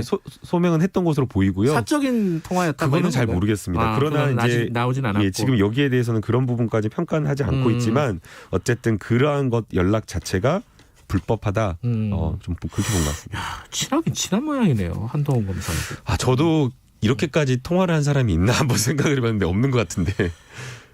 그런 경우는 있어요. 후배 기자면은 이제 일 때문에 계속 이 취재 어떻게 돼가고 있냐 뭐 이런 것 때문에 하루에 뭐 10통화, 20통화 하는 경우는 있지만은 그런 경우가 아니면은 그래서 드물죠. 이제 그래서 더 의심을 받게 되는 건데요. 네. 이 감찰과 관련되어서 대응 전략이나 이런 것들을 논의한 것 아니냐라는 의심을 받고 또 실제로 감찰을 중단, 패싱시켰다라고 하면서 대검의 독립적으로 감찰부가 운영이 돼야 되는데 네. 한동수 부장 같은 경우 이거는 사실상 감찰 중단을 지시한 것과 마찬가지다라고 평가받기 때문에 네. 더더욱 문제가 있는 겁니다. 자, 내용은 그렇고 아까 이제 양형도 말씀을 하셨는데 양형 중에 한 가지 이게 상식적으로 잘 이해가 안 되는 것 중에 예. 하나가 아니, 징계 사유는 해임에 가능하다, 해임까지 가능할 정도로 중하다라고 판단을 했다는 거예요, 징계위원회가. 그런데 검찰총장의 특수직을 인정해서 2달 정직을 했다? 아니, 검찰총장은 뭐가 특수하다는 거예요? 이제 양정이라고 징계의 양정이라고 하는 것은 종합적으로 고려할 수밖에 없는데요. 예. 과거에 상훈이 있다. 그러니까 잘한 일이 있다라고 한다면 그런 것들도 좀 평가가 되는 거고요. 그다음에 이 지금 검찰총장이라고 하는 특수성을 좀 지적을 했는데 임기제가 가지고 있는 의미 그러니까 정치적 중립과 독립을 지켜주기 위해서 임기제를 보장한 것을 법 제도적인 측면에서 존중할 필요가 있다라고 본 것이고요. 네. 또 다른 그냥 일반 검사다라고 하면 징계 사유를 제가 쭉 살펴보니까 품위유지 위반으로도 면직된 경우도 있고요. 음주 조금이 아니지. 음주 심각한 거죠. 음주 운전 한 번 한 걸로도 해임된 경우도 있었습니다. 그래서 일반 검사의 경우에는 해임 이런 정도 사안이다라고 하면 해임도 충분하지만 그러나 검찰총장이라고 하는 직이 가지는 그 막중한 책임감과 무게감 그런 것들을 생각했을 때 남은 자녀 임기를 보장해주는 쪽으로 양정 결정을 한 것 같습니다. 네, 어쨌든 이 결정이 나고 대통령이 재가를 했고요. 그대로 재가를 한 거잖아요. 그죠? 근데 이제 추미애 장관이 사의 표명을 했어요. 근데 이거 뭐 사의 표명한 이후에 어제도 뭐 이게 무슨 의미다 해석들이 막 여러 가지가 있었는데 좀 나뉩니다. 이건 뭐 이 진영에 따라서도 나뉘기도 하고 사람에 따라서 나뉘기도 하는데 김남국 의원은 어떻게 보세요? 이게 추미애 장관이 이렇게 하루 만에 사의를 표명한 거는 어떻게 보세요? 이게 좀 비교가 되는 것 같습니다. 지금 추미애 장관 같은 경우는 어쨌든 모든 여러 가지 부분에 대해서 법무부 장관으로서 책임지는 모습 같은 그런 모습이 보이는 거고요. 예. 윤석열 총장 같은 경우에는 징계 여러 가지 혐의에 대해서 징계 결정이 나왔는데도 불구하고 책임지지 않고 끝까지 버티고 싸우는 그런 모습을 보이기 때문에 두 고위공직자의 모습이 굉장히 좀 대비돼서 좀 보이는 것 같다라는 생각이 들고요. 뭐 형이 이 징계 양정이 해임이냐 면직이냐 정직이월이냐 이게 저는 중요하진 않다라고 보입니다. 이 징계 정직 결정이 2월이 나왔다고 하더라도 고위공직자로서 검찰총장으로서 굉장히 겸허하게 검찰을 다시 돌아보는 그러한 어떤 자세로 받아들여야 되는데 무조건 나는 잘못 없다라고 하면서 싸우는 듯한 이런 모습 자체가 고위공직자의 도리는 좀 아니라고 보이고요. 이게 또 무엇보다 최근에 논란된 것만 하더라도 문제가 된 게 많지 않습니까? 수사를 잘했다라고 하는데 지금 검찰 술접대 의혹 그런 일 없다라고 하면서 그런 일 있으면 국회 나와서 사과한다라고 했거든요. 사과 사실로 다 드러났지 않습니까? 사실 아니라고 했는데 근데 이 부분에 대해서 수사도 제대로 되지도 않았었고 그래서 이 추미애 장관이 수사 배제를 하고 수사 지휘를 하자 사실 이 검찰의 치부가 드러난 거거든요. 또 그다음에 검찰 특수부 출신의 윤곽금 정치인이죠. 정치인이자 변호사인데 2억 원을 받고 로비를 했다라는 의혹이 있었는데 이 부분에 대해서 왜 수사를 잘 안 했냐라는 거예요. 무려 5개월, 6개월 동안 수사를 했다고 하는데 수사 결과 하나도 안 나왔지 않습니까? 그런데 추미애 장관이 수사 지휘를 하자 실제 구속까지 이르는 그 결과가 나왔기 때문에 이런 것만 보더라도 검찰총장으로서 조금 더 국민에게 겸손한 모습을 보여야 되는데 그렇지 않아서 좀 안타깝다 생각이 듭니다. 그러면 자진 사퇴를 하라는 말씀이신 건가요? 뭐 자진 사퇴 이런 것들 뭐 명확하게 뭐 말하기는 좀 어렵겠지만 고위공직자로서 국민 앞에 도리는 전 있다라고 보입니다. 그러니까 도리가 뭐예요? 도리가 뭐 어떻게 해야 된다는 겁니까? 그 도리는 뭐 본인이 잘 알지 않을까 싶습니다. 근데 어쨌든 소송을 어제 신청을 했습니다. 그 집행정지 신청도 하고 징계 취소 소송도 했는데 일단 뭐 징계 취소 소송은 오래 걸릴 거예요. 그죠? 꽤 오래 걸릴 건데 당장 이제 중요한 건 집행정지입니다. 이건 금방 나와야 되잖아요. 어차피 다음 주쯤은 나오겠죠 아마. 이거 어떻게 될 것 같아요? 왜냐면은 지금 주장하고 있는 게 검찰총장 2달 비워놓으면은 지금 뭐 여러 가지 수사가 있잖아요. 당연히 검찰에 이거 좀 차질이 있다. 이거 복구할 수 없는 피해다. 이 주장에 대해서 어떻게 생각하세요? 이제 회복할 수 없는 손해냐 아니냐 이게 이제 가장 쟁점이 될 것으로 보이는데요. 이 부분에 대해서는 이게 과거 지난번의 해임 결정과는 직무 배제 결정과는 좀 다르다고 봐야 될 것 같습니다. 왜냐하면 이것은 징계위원회에서 거의 재판 절차와 마찬가지에 해당될 정도로 증인 신청도 하고 그다음에 열람 복사도 허용해주고 신문기일도 여러 차례 지정을 해가지고 징계를 한 사안이고 또 검찰총장이 2달 동안 뭐 직접 본인이 수사를 하는 거면 모르겠지만 수사지휘는 누군가에 의해서 충분하게 대체될 수 있는 그런 사안이기 때문에 과연 이거를 회복할 수 없는 손해로 평가할 수 있을 것이냐 그렇지 않다라고 좀 보이고요. 그다음에 이제 뭐 회복할 수 없는 손해에 대한 쟁점뿐만 아니라 절차적 적법성 여부가 또 중요한 그게 쟁점으로 될 것으로 보이는데 이 부분에 대해서는 징계위원회가 특별히 신경을 써서 거의 징계를 형사재판처럼 진행을 했기 때문에 아마 절차적 적법성이나 위법성 문제도 크게 논란은 없을 걸로 보입니다. 수사 차질 얘기 중에 이제 계속 나오는 얘기가 뭐 원전 수사, 라임 옵티머스 수사 뭐 이런 것들이 이제 예민한 수사들이잖아요. 이게 이제 일선 검사들이 뭐 알아서 하긴 하겠지만은 이 총장이라는 어떤 일종의 이제 검찰의 수장이고 일선 검사들 입장에서 보면 바람막이 같은 역할을 하는 거잖아요. 총장이 외부에서 오는 어떤 여러 가지 압력들 뭐 이런 것들을 막아주는 역할을 했는데 그게 없어지면은 이게 상당 부분 또 이제 여권에게 불리한 수사인데 이게 제대로 되겠냐 이 걱정 어떻게 보세요? 같이 묶어서 볼 것은 아닌 것 같습니다. 그래요? 원전 수사는 오히려 정치 편향된 수사라고 평가를 하는 게 맞을 것 같아요. 야당이 전격적으로 국민의힘이 새벽에 그냥 뭐 밤에 대전했다가 딱 집어가지고 고발장을 제출을 하고 고발장 제출하자마자 수사를 시작해가지고 막 압수수색 들어가듯이 이렇게 했기 때문에 이것은 굉장히 정치적으로 편향된 수사로 봐야 될 것 같고요. 라임 옵티머스 사건 같은 경우에는 오히려 윤석열 총장이 수사 배제가 되고 나서 제대로 수사가 되고 있습니다. 그 옵티머스 사건 같은 경우에는 저희가 이제 국회에서도 지적을 했지만 2019년도에 이 사건이 서울중앙지검에 고발되었을 때 제대로 수사를 해가지고 처벌을 했으면 기소를 했으면 거의 1조 원에 가까운 손해는 막을 수가 있었습니다. 그런데 그 당시에 윤석열 총장이 중앙지검장일 때 이거 수사 제대로 안 하고 그냥 불기소 처분한 겁니다. 그래서 오히려 지금 윤석열 총장이 라임과 옵티머스 수사에 있어서는 수사 배제되고 다른 사람에 의해서 아주 제대로 철저하게 수사를 할 때 오히려 이 사건의 진상이 드러날 것으로 보이기 때문에 두 사건의 분류는 좀 다르게 봐야 될 것 같습니다. 공수처 얘기도 잠깐 해볼까요? 오늘 이제 추천위원회 회의가 열리잖아요. 후보 추천위원회 회의가 열리는데 야당 쪽에서 한 명이 지금 사퇴했어요. 그죠? 임정혁 변호사가 추천위원직을 사퇴했는데 그러면 7명인데 원래 6명이 된 거잖아요. 이게 열릴 수 있는 거예요? 어떻게 봐야 돼요? 이제 합의체라든가 협의체의 의사 결정을 하고 그다음에 의사를 진행하는 데에 의사 정족수를 두는 경우가 있습니다. 이제 국회 같은 경우에는 대개는 이제 5분의 1 이런 식으로 정해놓고 다른 어떤 회의나 합의체 같은 기구들도 그런 것들을 규정을 정해놓은 것도 있고 정하지 않은 경우도 있는데요. 네. 지금 이제 공수처장 추천위원회는 그런 것을 정하고 있지는 않고 있습니다. 그래서 의사를 진행하는 데는 전혀 문제가 없고요. 네. 의결정족수와 관련되어서는 이번에 법 개정에 의해서 3분의 2로 이렇게 바뀌어 있기 때문에 네. 충분하게 법적으로 하자 없이 의사결정을 할 수 있을 걸로 저는 보고 있습니다. 그러면 스케줄로 보면은 오늘 회의에서 2명이 추려지는 겁니까? 어떻게 예상하십니까? 지난번 한 3차례, 4차례 추천위원회에서 투표를 여러 이미 번 투표를 했었잖아요. 네. 그때 여러 차례 몇 번 투표를 했었을 때 두 사람에 대해서는 계속 투표를 해도 5명 이상의 찬성표가 나왔다라고 이야기를 하고 있기 때문에 특별하게 어떤 다른 사정이 없지 않는 이상 가능할 걸로 좀 보고 있습니다. 오늘 그 최종 후보 2인까지 선정이 가능할 거다. 네. 이렇게 예상을 하신다. 근데 이제 어떤 사람이 이 최종 후보에 올라가느냐, 그리고 이제 대통령이 최종적으로 선정을 하겠지만은 이 부분에 대한 논란 중에 하나가 이제 여당에서는 지금 검찰 출신은 안 된다는 입장이잖아요, 기본적으로. 그죠?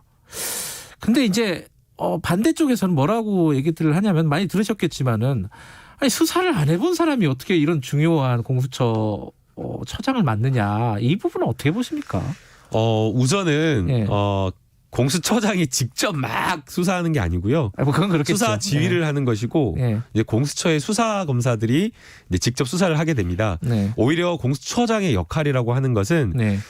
절제된 공수처의 수사권을 행사할 수 있도록 중심을 가지고 수사의 방향성과 어떤 사건을 수사할지를 결정하는 것, 네. 이게 공수처장의 역할이라고 보이고요. 두 번째, 공수처가 가진 목적이 있습니다. 예. 고위공직자에 대한 수사도 있고요. 예. 또 동시에 검찰권에 대한 견제도 있는 겁니다. 예. 검찰에 대해서 제대로 수사하고, 지금 검찰 이번에 술접도 의혹도 수사가 안 되었었잖아요. 예. 그래서 이러한 어떤 검찰의 잘못된 여러 가지 비리나 이런 것들을 제대로 수사를 하려면 네. 검찰 출신이 검찰을 수사하기가 어렵잖아요. 그렇다라는 걸 생각하면 검사보다는 조금 더 독립되고 중립적인 판사가 더 적정하다라고 보이고요. 네. 또 우리가 역대 대한민국 역사에서 봤듯이 검찰 정치 검사들 너무 많지 않습니까? 예. 정치권에 딱 달라붙어가지고 수사를 정치에 이용하고 여론 형성하는 데 사용했던 그런 어떤 정권에 빌붙었던 예. 정치 검사들이 꽤 있었기 때문에 그러한 것들을 생각해 보면 오히려 판사는 그거에 비해서는 훨씬 더 독립적이고 정치적으로 좀 거리두기를 해왔던 사람들이기 때문에 공수처의 성격이라든가 목적 이런 걸 생각하면 검사보다는 판사가 낫고 처장으로는 아마 판사 출신이 더 바람직하다고 생각이 듭니다. 근데 공수처가 이제 출범을 하게 되면 이제 수사를 시작할 텐데, 그 얘기들 벌써 나오고 있어요. 뭐 여권에서도 많이 나오던데 윤석열 총장이 수사 대상이 될 거다. 어떻게 생각하십니까, 이 부분? 또 제가 이야기하면 또 공수처를 제가 좌지우지했다 그럴까 봐. 이게 어차피 관측이니까요. 예. 그거는 뭐 예단하기는 어렵고요. 예. 무조건 수사를 하는 것은 아니고요. 예. 공수처에서 수사할 수 있는 법적 근거가 대상이 되는 범죄에 해당이 되어야 됩니다. 예. 또 그다음에 성질상 공수처가 직접 수사를 하는 것이 필요하다라고 인정되는 그런 사건이어야 되기 때문에 네. 좀 신중하게 고려할 것으로 보이고요. 그러나 이 공수처 출범의 목적 자체가 성역 없는 수사를 한다라는 그 대원칙에 비추어 보면 윤석열 총장의 문제되는 사건들이 있다라고 하면 저는 수사를 해야 된다고 보이고요. 네. 또 특히나 검찰총장과 관련된 사건이다라고 하면 이것을 검찰에서 수사를 제대로 하기는 쉽지는 않잖아요. 구조적으로. 네. 그래서 그런 걸 생각하면 오히려 공수처에서 수사를 하는 것이 바람직하다고 생각합니다. 하나만 더 여쭤볼게요. 이 공수처 출범을 한다, 아까 말씀하신 검찰권 견제의 역할도 한다. 근데 검사 비리라든가 이런 부분도 수사는 분명히 공수처에서 하게 될 거예요. 근데 검찰이 지금 갖고 있는 수사권, 기소권, 이 독점이라든가, 뭐 독점은 아니겠죠. 이제 공수처가 생기면 어쨌든 둘 다 갖고 있는 무소불위의 권력, 그리고 광범위한 수사, 선택적인 수사, 이런 부분에 대한 근본적인 해결은 안 될 거다. 공수처도 좀 더 검찰 개혁의 방안을 좀 더 마련해야 되는 거 아니에요, 여당도. 어떻게 생각하세요? 네.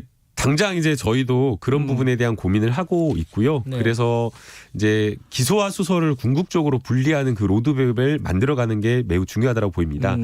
또 이게 공수처뿐만 아니라 검경 수사권 조정을 통해 가지고 경찰권이 또 비대화된다라는 네. 그런 문제도 있기 때문에 검찰 개혁만을 놓고 볼 것이 아니라 큰 그림에서 권력기관에 대한 개혁과 견제를 제대로 할 수 있는 역할이 필요하다고 보이고요. 여기에 대해서는 언론도 국민도 큰 관심을 좀 많이 가져주셔야 그거 됩니다. 언제쯤 로드맵이 나와요? 그거 뭐 지금 정권 출범한 지 4년인데. 예. 지금 제도가 내년도에 1월 1일 날 이제 검경 수사권 조정이 예. 시행이 새롭게 되는데 예. 당장 또 막 바꾸는 그런 것은 좀 바람직하진 않다라고 보이고요. 예. 큰 로드맵을 세워서 검찰 개혁과 권력기관 개혁 작업을 이끌어 가야 될 것 같습니다. 알겠습니다. 오늘 여기까지 드릴게요. 고맙습니다. 네, 감사합니다. 더불어민주당 김남국 의원이었습니다. 공정하고 깊이 있게 오늘 하루 이슈의 중심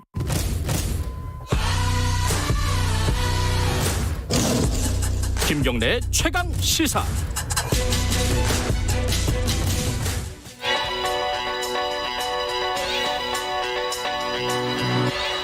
최강 시사 윤태곤의 눈. 예, 윤태곤의 눈, 의지와 전략그룹 도모아의 윤태곤 정치분석실장 나와 계십니다. 안녕하세요. 네, 안녕하세요. 이제 정치권 얘기를 좀 해보겠습니다. 일단 어제 대통령 국민경제자문회의 요 얘기가 뉴스가 많이 나왔어요. 네, 그러니까 2021년 경제정책 방향 보고 확대 국민경제자문회의를 주재했어요. 네. 내년도 뭐 전망도 보고 네. 계획도 세우고 그런 네. 건데 매년 이맘때쯤 하는 거예요. 네. 민관 합동회의인데 아마 이제 한참 전부터 일정이 잡혔을 겁니다. 네. 문 대통령이 어제 이제 공정경제 3법에 대해 가지고 기업을 힘들게 하는 게 아니라 기업을 건강하게 하여 글로벌 경쟁력을 키우는 길이라는 긍정적 인식을 가져주기 바란다. 네. 이렇게 말했고 전 세계가 어려운 가운데서 우리 경제는 정말 잘해왔다. 올해 이야기죠. 네. 정부가 예측하고 계획한 대로 3분기부터 성장률의 반등을 이뤘다. 온 국민이 함께 이룬 자랑스러운 성과다. 뭐 이런 말을 했고 또 부동산 공급 확대. 백신 보급 속도감 있게 추진 이런 주문을 했어요. 네. 네. 뭐 국민들이 궁금해하는 부분들에 대한 얘기들이네요, 다. 그렇죠. 예. 그러니까 이 대통령 발언에 대해서 세세하게 평가할 것도 있겠지만은 그건 좀 다른 분들 몫으로 돌리고 네. 저는 이 앞뒤의 정치적 맥락을 좀 보려고 합니다. 자, 정치적 맥락을 보려면은 이 직전에 벌어졌던 그렇죠. 예. 그저께 청와대에서 추미애 장관한테 대면 보고 받았지 않습니까? 네. 이제 검찰총장 징계위 결과에 재가를 했잖아요. 네. 그리고 그 동시에 청와대에서는 추미애 장관이 사의를 표명했다. 네. 뭐 앞에 김남국 의원도 이야기했지만 그 이후에 당청정에서는 이제 결단이다. 훌륭한 결단이다. 막 이렇게 높이 평가를 했죠. 네. 네. 뭐 일단 정리는 된 거죠, 그죠?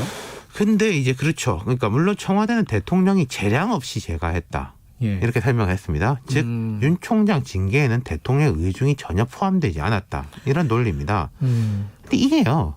그러니까 오히려 윤 총장이 행정소송을 할 명분을 잡은 것도 있어요. 대통령 기계적으로 하셨다고 했다. 그러니까 나는 그 징계위하고 장관의 처사에 대해서 불복하는 거다. 뭐 이런 식의 이제 그 장군 멍군인 셈인데 예. 어쨌든 청와대나 여당의 생각은 검찰이나 법무부의 사안은 좀 일단락하고 예. 전국의 모두 전환이 필요하다. 앞에 김남국 의원 나와서 쭉 이야기하셨지만 제가 볼 때 과거보단 톤이 약간 다운됐다 이런 느낌도 들었거든요. 뭐가 정리됐다라는 생각 아닐까요? 네. 근데 이제 자 그렇죠. 그러니까 추, 윤 두 사람 중 누구를 지지하느냐에 떠나가지고 온 나라가 이 문제에 매달릴 때냐 경제 코로나 얼마나 심각하냐 이런 여론이 만만치 않잖아요. 예. 근데 이제 정리가 뭐 됐다 안 됐다 뭐 평가는 있겠지만 어찌 됐든 간에 이제 전환을 하려고 한다는 건데 그렇죠. 이제 국면을 이게 가능할까요 지금 상황에서? 그게 이제 쉽지 않아 보이는 게 있어요. 일단 그 윤 총장이 행정소송 하는 거고, 그렇죠. 뭐 행정소송 저도 두 달 후면 돌아오겠지만은. 네.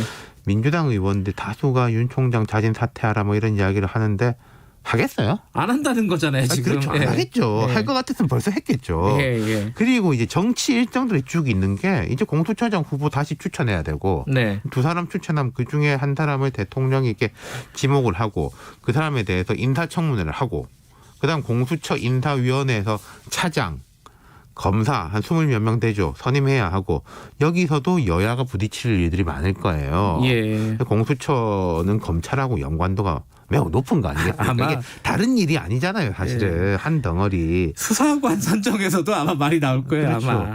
그리고 이제 뭐 국토부, 복지부 이런 이미 개각됐는데 인사청문회 곧바로 들어가거든요. 네. 국토부 같은 데 좀 만만치 않아 보이고 또 2차 개각 추미애 장관 교체 문제도 있죠.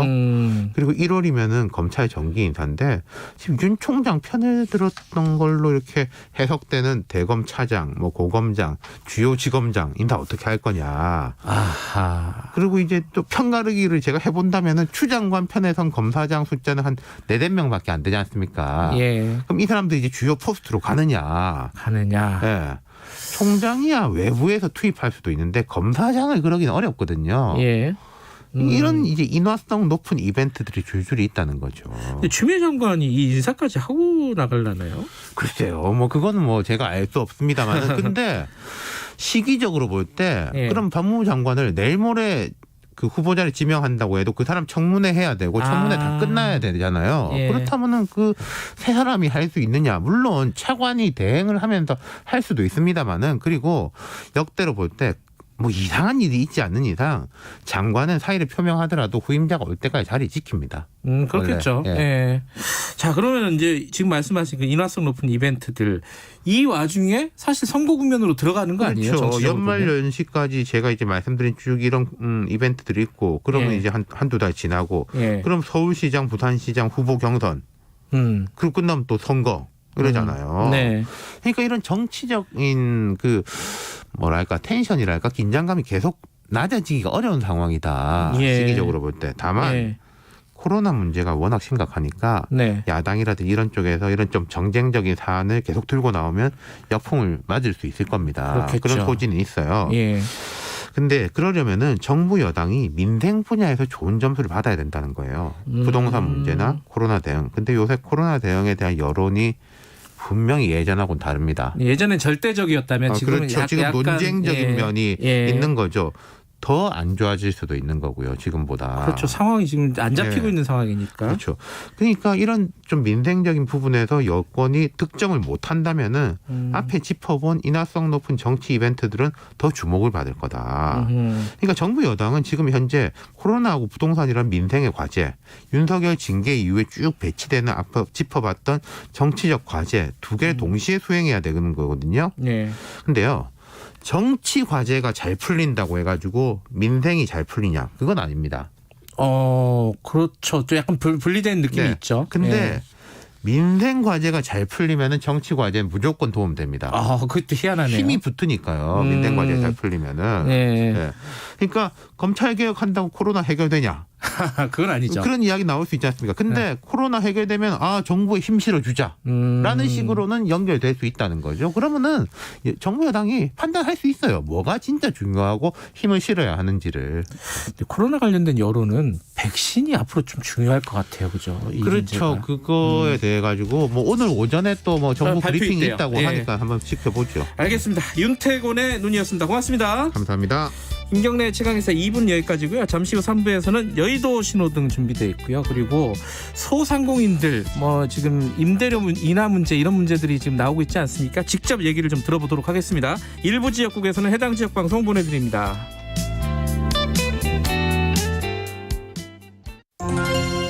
다음 4가지 단어로 문장을 만들어 보세요. 지구, 나, 온도, 저탄소 제품. 나는 지구 온도를 낮추기 위해 저탄소 제품을 선택했다. 테스트 결과 당신은 지구의 내일을 바꾸는 실천가입니다. 온실가스를 줄이는 저탄소 제품. 기업이 생산하고 소비자가 선택할 때 지구의 내일이 달라집니다. 함께 만들어요. 건강한 지구 온도. 나부터 시작해요. 저탄소 제품. 환경성적 표지 저탄소 제품 인증 캠페인은 환경부와 한국환경산업기술원이 함께합니다. 안녕하세요. 과학기술정보통신부 최기영 장관입니다. 코로나19 위기에 대응하고 디지털 대전환 시대를 준비하기 위해 전 국민을 대상으로 디지털 역량 강화 교육이 시행되고 있습니다. 스마트폰, 태블릿 PC 등 기본적인 디지털 교육부터 모바일 뱅킹, 온라인 예매와 같이 생활에 밀접한 디지털 활용까지 누구나 쉽고 편리하게 받을 수 있는 디지털 역량 교육, 지금 바로 참여하시길 바랍니다. 함께 배우는 디지털, 함께 누리는 디지털 세상. 디지털 역량 교육은 전국 1000여 개의 디지털 배움터에서 받을 수 있습니다. 자세한 내용은 1800-0096으로 문의해주세요. 요즘 속 터지고 답답한 뉴스만 머리가 아프다. 아이고 지끈지끈해 그런 사람들 있지 않습니까? 그러면은 주진우 라이브 들으시면 저희가 정리 잘 해드릴 테니까 걱정 마시고요. 자, 일로 오십시오. 주진우 라이브로. 코로나 시대 시사 매일 오후 5시 5분 주진우 라이브.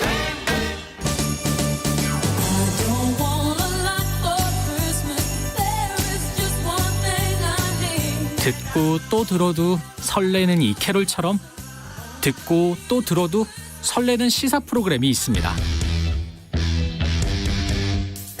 KBS 라디오 오태훈의 시사본부 지금 시작합니다. KBS 라디오 오태훈의 시사본부 지금 시작합니다. 매일 낮 12시 20분 오태훈의 시사본부. 지금 시각은 8시 30분입니다. KBS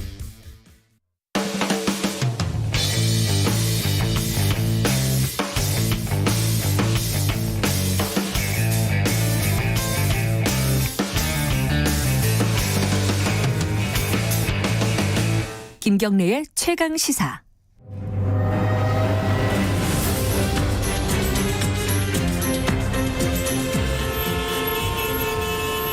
GPS가 연결되었습니다. 김경래의 최강 시사. 여의도 신호등.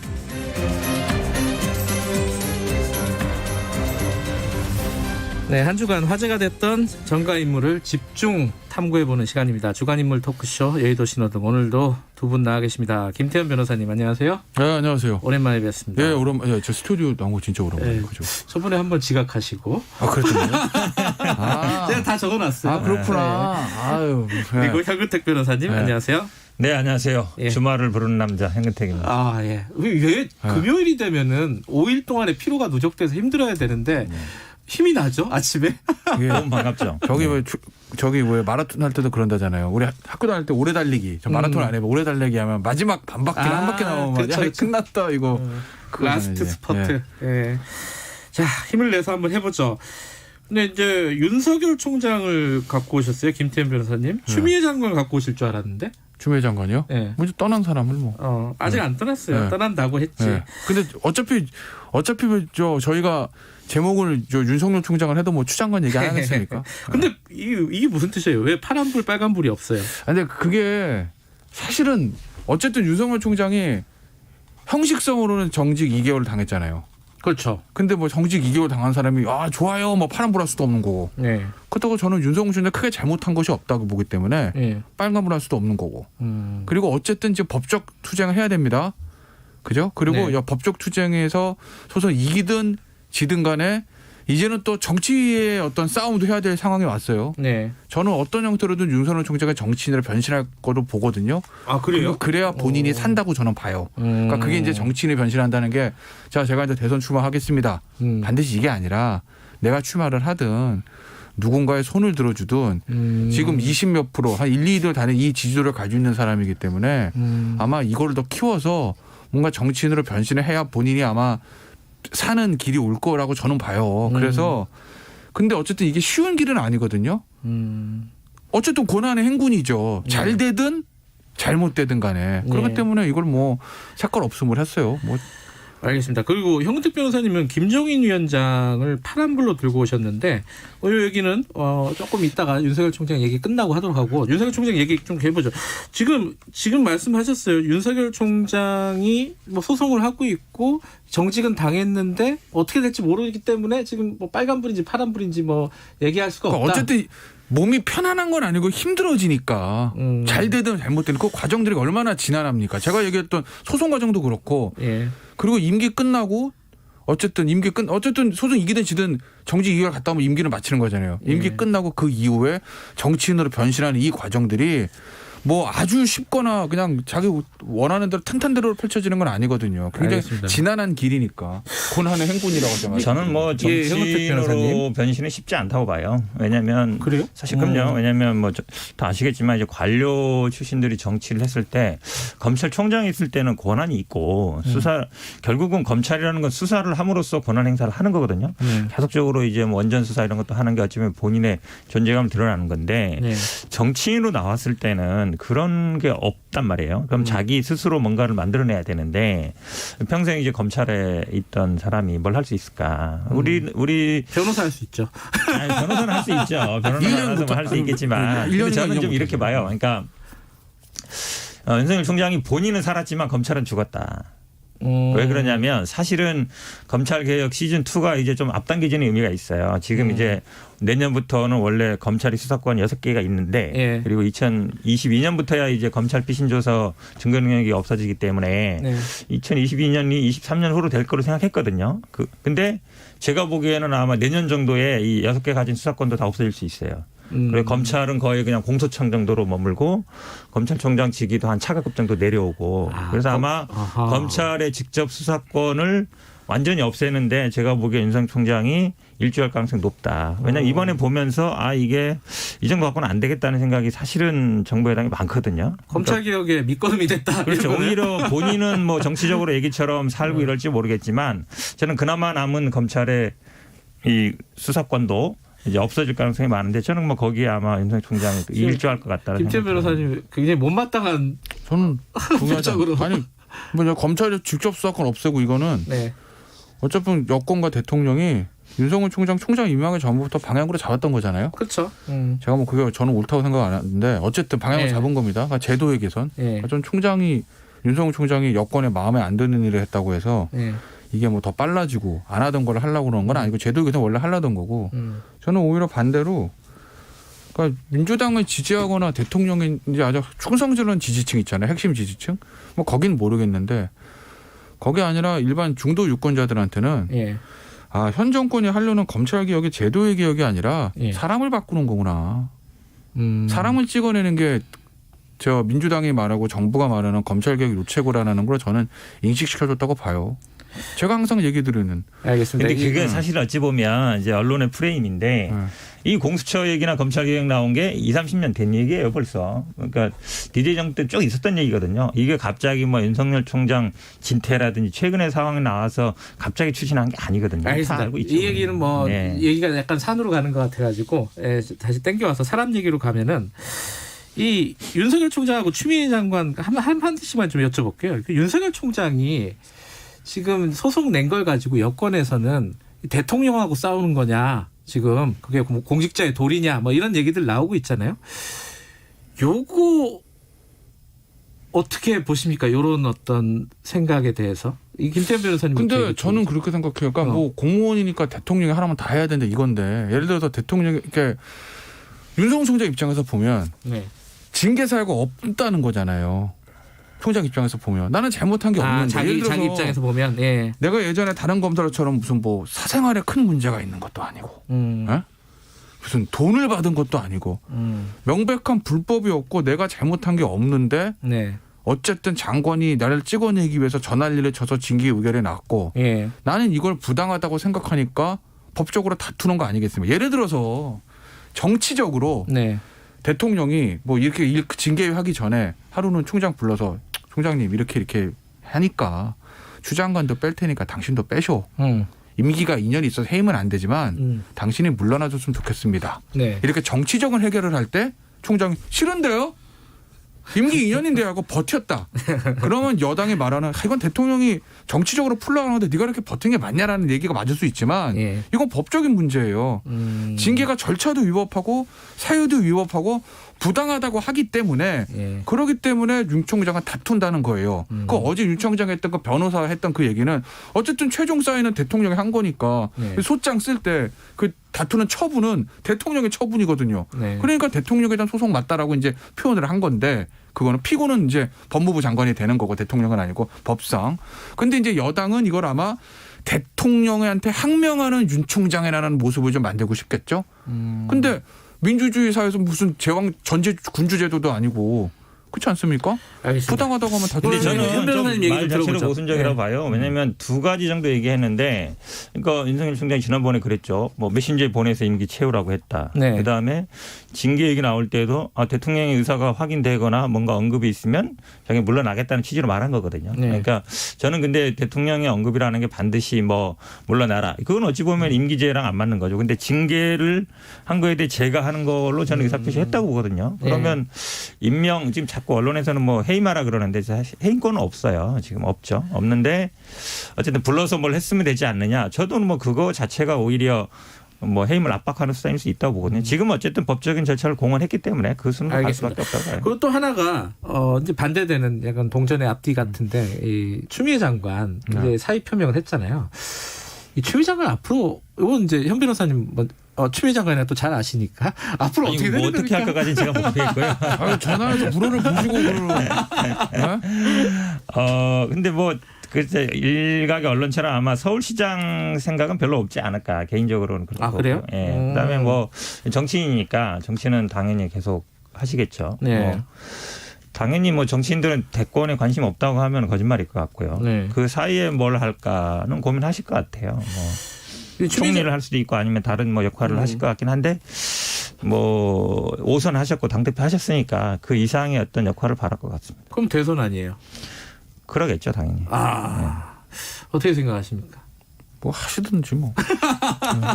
관심이 없어요. 아니 관심 없는 게 아니라 국민 야당 입장에서는 추 장관이 서울시장을 나온다든지 속된 말로 대선을 나온다든지 크게 두려운 카드가 아닌 거죠. 왜냐하면 추 장관이 지금 이 사태를 거치면서 얻은 것과 잃은 것을 생각해 보면 얻은 것은 핵심 지지층한테 엄청난 지지를 받은 건 맞아요. 그러니까 사실 어떻게 보면 법무부 앞에 그 꽃바구니들 크게 이제 그걸 대변하는 거 아니겠습니까? 그러니 만약에 서울시장 경선 또는 대선 후보 경선을 하면 좋은 성과가 나올 수도 있죠. 왜냐하면 당내 경선이라는 건 핵심 지지층 의사가 중요하니까.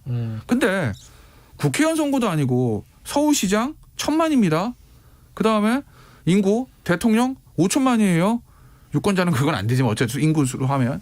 이 광역 단위 큰 선거에 있어서는 이기기 위해서는 제일 중요한 거는 비호감도입니다.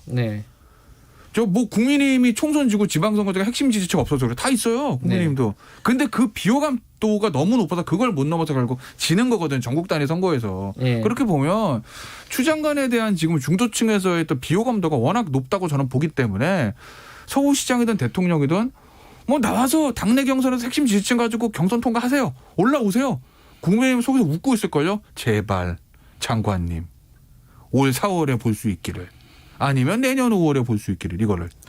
알겠습니다. 이 궁금해서 이건 두 분의 의견 좀 궁금해서 여쭤보는 건데 집행정지 이제 신청을 했잖아요. 그렇죠. 징계 관련해서 추미애 장관이 아니라 윤석열 총장이 이거 어떻게 될까요? 이게 이건 이제 두 분이 약간 변호사 입장에서 이렇게 진영이 아니라 이게 법이나 이런 것들 지금 판례나 이런 것들을 살펴보면은 예상을 한번 좀 들어보고 싶어가지고 현 변호사님 어떻게 예상하세요? 이 얘기 제가 뭐 며칠째 하고 있는데요. 좀 쉽지는 않아요 판단이. 보통 근데 뭐 집행정지가 일반적으로는 행정에서 많이 받아주는 편이고 지난번에 직무배제도 받아줬잖아요. 받아줬죠. 네, 그런 면에서 그러니까 결국은 이제 긴급한 회복할 수 없는 긴급한 손해나 아니면 긴급한 필요성 이런 걸 보는 건데요. 근데 이제 한 두 가지 점이 지난번이랑 좀 다르죠. 왜냐하면 일단은 징계 절차와 대통령의 재가를 받았다는 점이 다르고요. 그 지난번에 직무 배제는 사실은 징계 결정 때까지예요. 그러니까 기간 자체가 없는 거예요. 사실은 직무 배제 기간이 없는 거라서 그게 한 달 될 수도 있고 2달 될 수도 있고 더 짧아질 수도 있고. 근데 이번에는 이제 기간이 딱 있거든요.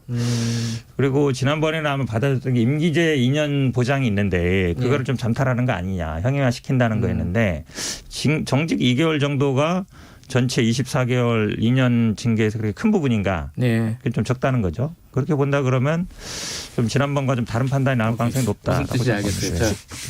판단을 하기 어렵죠. 이게 사실 선례가 있는 건 아니라서 솔직히 말씀드리면 어려운데 저는 인용 가능성 있다고 봐요. 뭐 높다고는 제가 말씀 못 드리겠는데 있다고 본다. 그래도 51 하나라고 하면 저는 있는 쪽으로. 왜냐하면 말씀하신 뭐 대통령의 행위 이제 이게 참 묘한 건데 장관이 의결에 대해서 제청하고 대통령이 사인하는 이 행위에 대해서 어떤 대통령의 의사가 들어가 있느냐 대통령의 재량이냐 청와대는 아니라는 거예요. 이거는 해석의 여지가 있는데 청와대는 아니라고 선을 걷습니다. 근데 청와대가 선을 긋은 이유는 대통령한테 정치적인 부담이 오는 걸 막고 싶었겠죠. 네. 그 대통령이 임기 제재를 몰각해서 한 게 아니라 네. 절차대로 한 거 사인만 했을 뿐 이 얘기거든요. 근데 그 얘기는 거꾸로 법원에 가면 총장에게 유리해지는 거예요. 이게 대통령 인사권이다. 대통령 통치행위다. 대통령 공직자 임명권이다. 이렇게 가버리면 그걸 법원에서 판단하기도 사실 좀 애매할 수도 있거든요. 대통령이 통치적인 행위를 하는 건데. 근데 아니라면서요.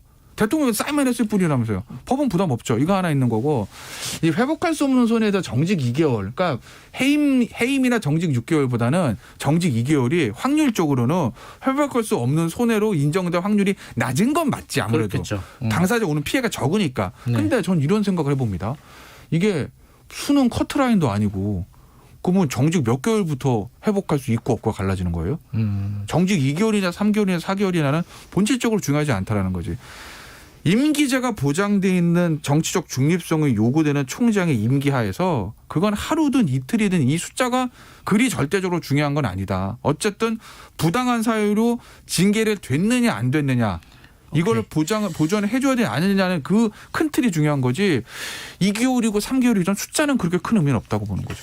판사도 고민이 많겠네요. 아, 고민 많죠. 예. 이런 거 배당되면은 판사도 왜 저에게 아니 사람이니까 판사도. 알겠습니다. 다음 얘기 뭐 짧게 김종인 비대위원장 파란불로 들고 오셨는데 뭐 당연히 최근에 사과? 그렇죠. 사과 부분 전직 대통령 사과? 그렇죠. 예. 그 부분 뭐 어쨌든 뭐 잘했다고 봅니다. 사과는 뭐 10번이든 100번이든 하는 게 낫고요. 그다음에 이게 지금 뭐 선거를 앞두고 있으니까 당연히 한 것 같은데 뭐 당내 여러 의견도 있지만 그래도 조금 더 나가서 좀 인적 쇄신도 좀 하고 그다음에 좀 당 분위기도 좀 바꾸고 좀 이렇게 쇄신 분위기를 좀 더 행동으로 보여줬으면 좋겠다 그런 생각이죠.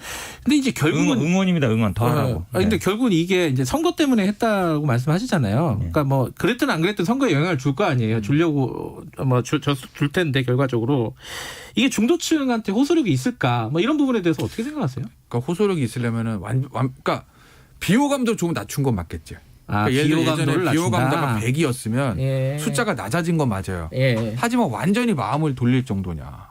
뭐 그건 아니거든요. 사실. 그러니까 우리가 예를 들면 뭐 이전까지 사회 지도층이 무리를 일으켰을 때 사과하는 거 많잖아요. 근데 아무리 진정성 있는 사과를 했다 해도 그 사과로 마음이 돌아가는 것보다 그 이후에 조치들 가지고 하는 거죠. 어떤 회사에서 문제가 생겨서 CEO가 나와서 소비자 여러분 정말 죄송합니다. 그럼 뭐 그래 사과는 했네라고 하지만 그 회사에 대한 신뢰를 하려면 그 다음에 어떤 조치들, 뭐 문제 있던 제품을 뭐 새로 뭐 만든다든지, 뭐 서비스를 해주고 뭐 이런 조치들을 보고 완전히 마음이 이제 용서를 하는 것이거든요. 그렇기 때문에 앞서 현 변호사님 지적해 주셨던 인적 쇄신이라든지 어떤 그런 것들, 그런 행동이 이제 뒷받침이 돼야 완벽한 저 중도층의 마음을 되돌릴 수 있는 건 아니겠어요?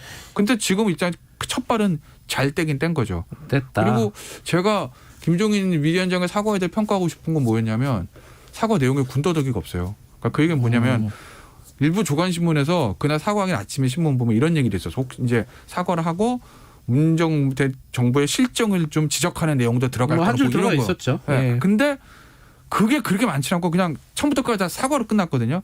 거기서 사족이 붙으면 안 돼요. 근데 사실 우리가 이렇게 된 거는 뭐 현 정부의 적폐청산 때문이라든지 뭐 이런 쓸데없는 말을 붙일 필요가 없고 그냥 처음부터 끝까지 잘못했으면 쭉 가는 게 맞죠. 그래서 그 내용이 저는 깔끔하게 사과가 됐다고 해서 저는 그 부분을 평가를 하고 중요한 건 역시 뒤에 따르는 인적 쇄신이나 조치들 이런 것들도 중요하겠죠. 근데 그 인적 쇄신이라는 게 뭘 얘기하는 거예요? 그렇죠. 지금 어렵죠. 왜냐하면 뭐 선거철이 아니기 때문에 민경욱 뭐 김진태 정도 뭐 당 원외위원장 뭐 정리하는 것 정도야 뭐 큰 의미 없는 것이고 결국은 이제 서울 부산시장에서 얼마나 참신한 인물을 내세우느냐 이거밖에 없는 거예요. 근데 그 고민이 많을 것 같긴 한데 저는 아마 이번에 지금 국회에서도 뭐 중대재해기업처벌법 농성도 하고 있지만 민주당에서 이게 아직 당론되지 않았거든요. 김종인 위원장이 만약에 이런 데 감각이 있다 그러면 그런 걸 먼저 치고 나가는 거예요. 원래 하겠다 그랬거든요.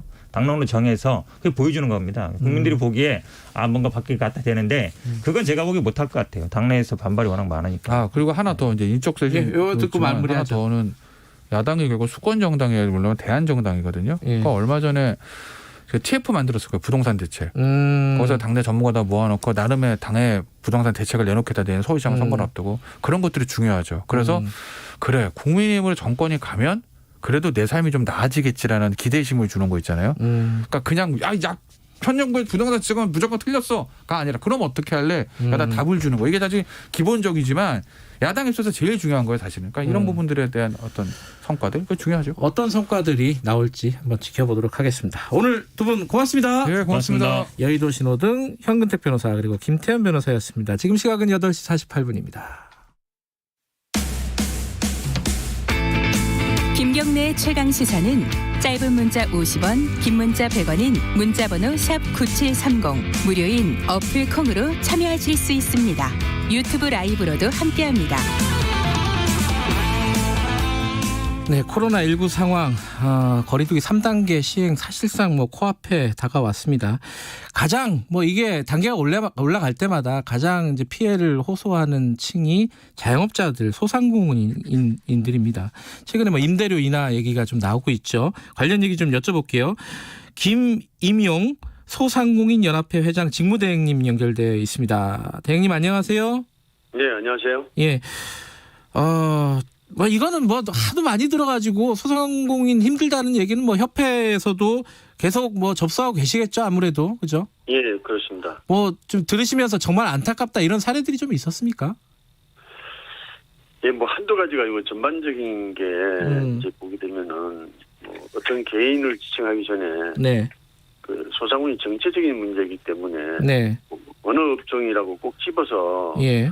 좀 얘기를 할 수 있었으면 좋겠는데 그렇지 못한 게 안타깝습니다. 근데 이게 이제 사실 코로나 방역 때문에 정부나 방역 당국 어쩔 수 없는 측면이 있잖아요. 예, 소상공인들이 좀 불만을 가지고 있는 부분이 어떤 부분이에요? 이거는 좀 불합리하다라든가 이건 좀 고쳐달라 이런 것들은 지원을 해달라. 어떤 부분이 가장 큽니까, 요구가? 대체적으로 어떻게 보면은 이제 정부가 방역대책위원회를 할 때 예. 소상공인의 어떤 얘기를 좀 제대로 반영하지 않은 게 좀 아쉽지 않나 하는 그런 생각을 하고요. 예. 전체적으로 소상공인들이 아시다시피 네. 돈이 있는 사람이 소상공인 하는 경우가 별로 많지 않잖아요. 그렇죠. 전체적으로 네. 우리 사회에서 조금 소외된 계층 아니면 좀 힘든 계층이 네. 이제 소상공인들이 이제 전체적인 걸로 이제 차지하고 있는데 네.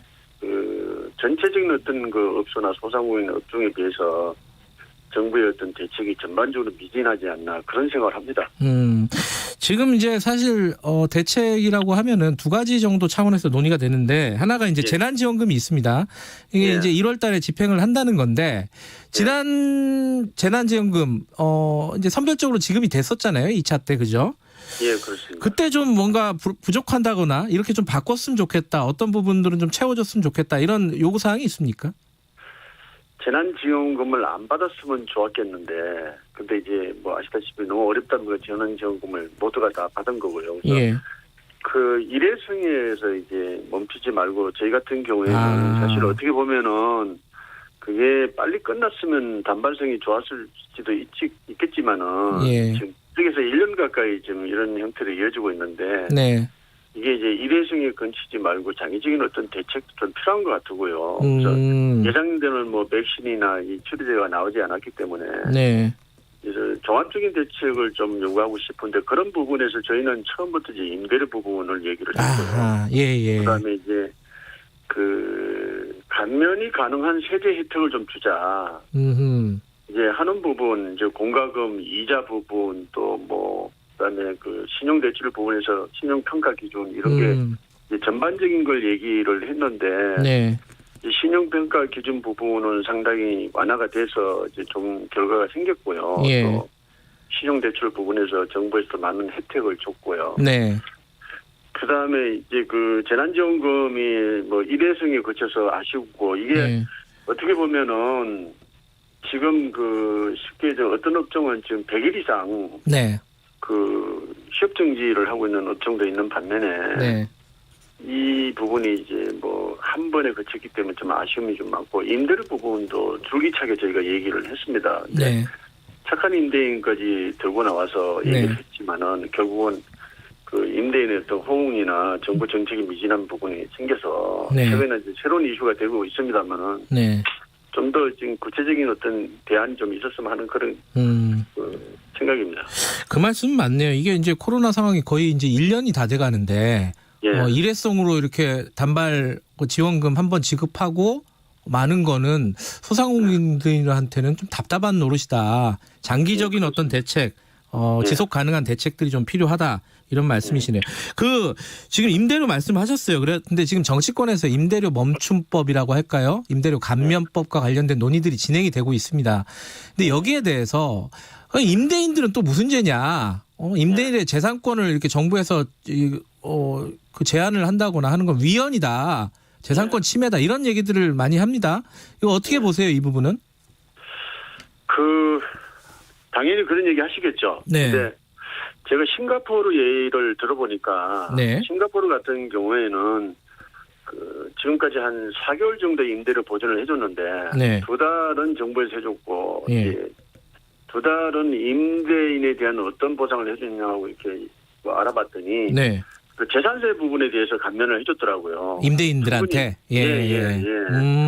그런 방법도 이제 있는데도 불구하고 이제 상당히 처음 임대료 부분을 제가 최초에 주장을 했던 사람이에요. 사실은. 네. 그래서 아직까지 구체적인 게 물론 예산이나 여러 방법이 있겠습니다만은 문제가 네. 있겠습니다만은 그 임대료 부분도 상당히 소상공인한테도 차지하는 비중이 크기 때문에 네.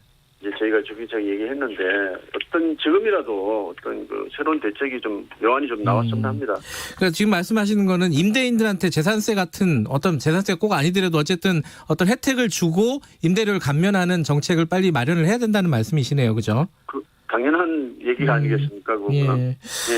근데 이게 100% 깎을 수는 없는 거 아니에요, 그죠? 예, 그렇습니다. 어느 정도로 하는 게 업종마다 다 달라가지고 그죠? 근데 이제 소상공인 연합회에서는 어느 정도 생각을 갖고 계십니까? 저희는 사실은 100% 다 줬으면 좋겠죠. 그거야 예. 100% 다 주겠는데 어떤 정부의 어떤 그 제안이나 이런 부분이 네. 소상공인 연합회나 소상공인들하고 대화를 한번 해보고 실질적인 어떤 좋은 방법을 좀 찾았으면 하는 그런 생각입니다. 네. 청취자분들 중에서도 소상공인들이 굉장히 많으실 거예요. 지금 이계환 님이 20년째 중식당 운영 중인데 임대료 날짜가 내일이랍니다. 준비를 못할 것 같아서 걱정이다. 이런 문자를 보내주셨고요. 2046님은 작년보다 매출이 70%나 줄었는데 4대 보험 세금은 일부 연장이나 유예 정도지 청구는 계속되고 있다. 빚내서 그냥 냈다. 어차피 낼 거니까 이런 말씀하셨어요. 아까 말씀하신 대로 공과금 이런 부분들, 보험료 이런 부분들에 대한 어떤 혜택 같은 것들 이런 것들도 좀 고민을 할 필요가 있겠네요, 그죠? 예, 근본적인 걸 좀 제시를 해줬으면 좋겠어요. 그래서 제가 아까도 얘기했지만 일회성보다는 장기적인 어떤 대책, 피부로 느끼는 그런 부분을 직접적인 혜택이라고 이제 봐도 좋고요. 네. 그것을 좀 해결하는 게 제 입장에서는 우선적이다 이렇게 생각합니다. 알겠습니다. 지금 이제 대행님 목소리도 많이 좀 힘이 좀 빠져 계세요. 힘 좀 내시고요. 예. 앞으로 좀 논의가 진행되는 걸 좀 지켜보겠습니다. 오늘 말씀 감사합니다. 네, 고맙습니다. 김임용 소상공인 연합회 회장 직무대행이었습니다. 논의를 해야 될 것 같아요, 그죠? 일방적으로 임차인들에게 이렇게 모든 부담을 전가하는 것은 바람직하지 않은 것 같습니다. 사회 전체적으로 봤을 때. 자, 12월 18일 금요일 여기까지 하죠. 월요일 아침 7시 20분에 다시 돌아오겠습니다.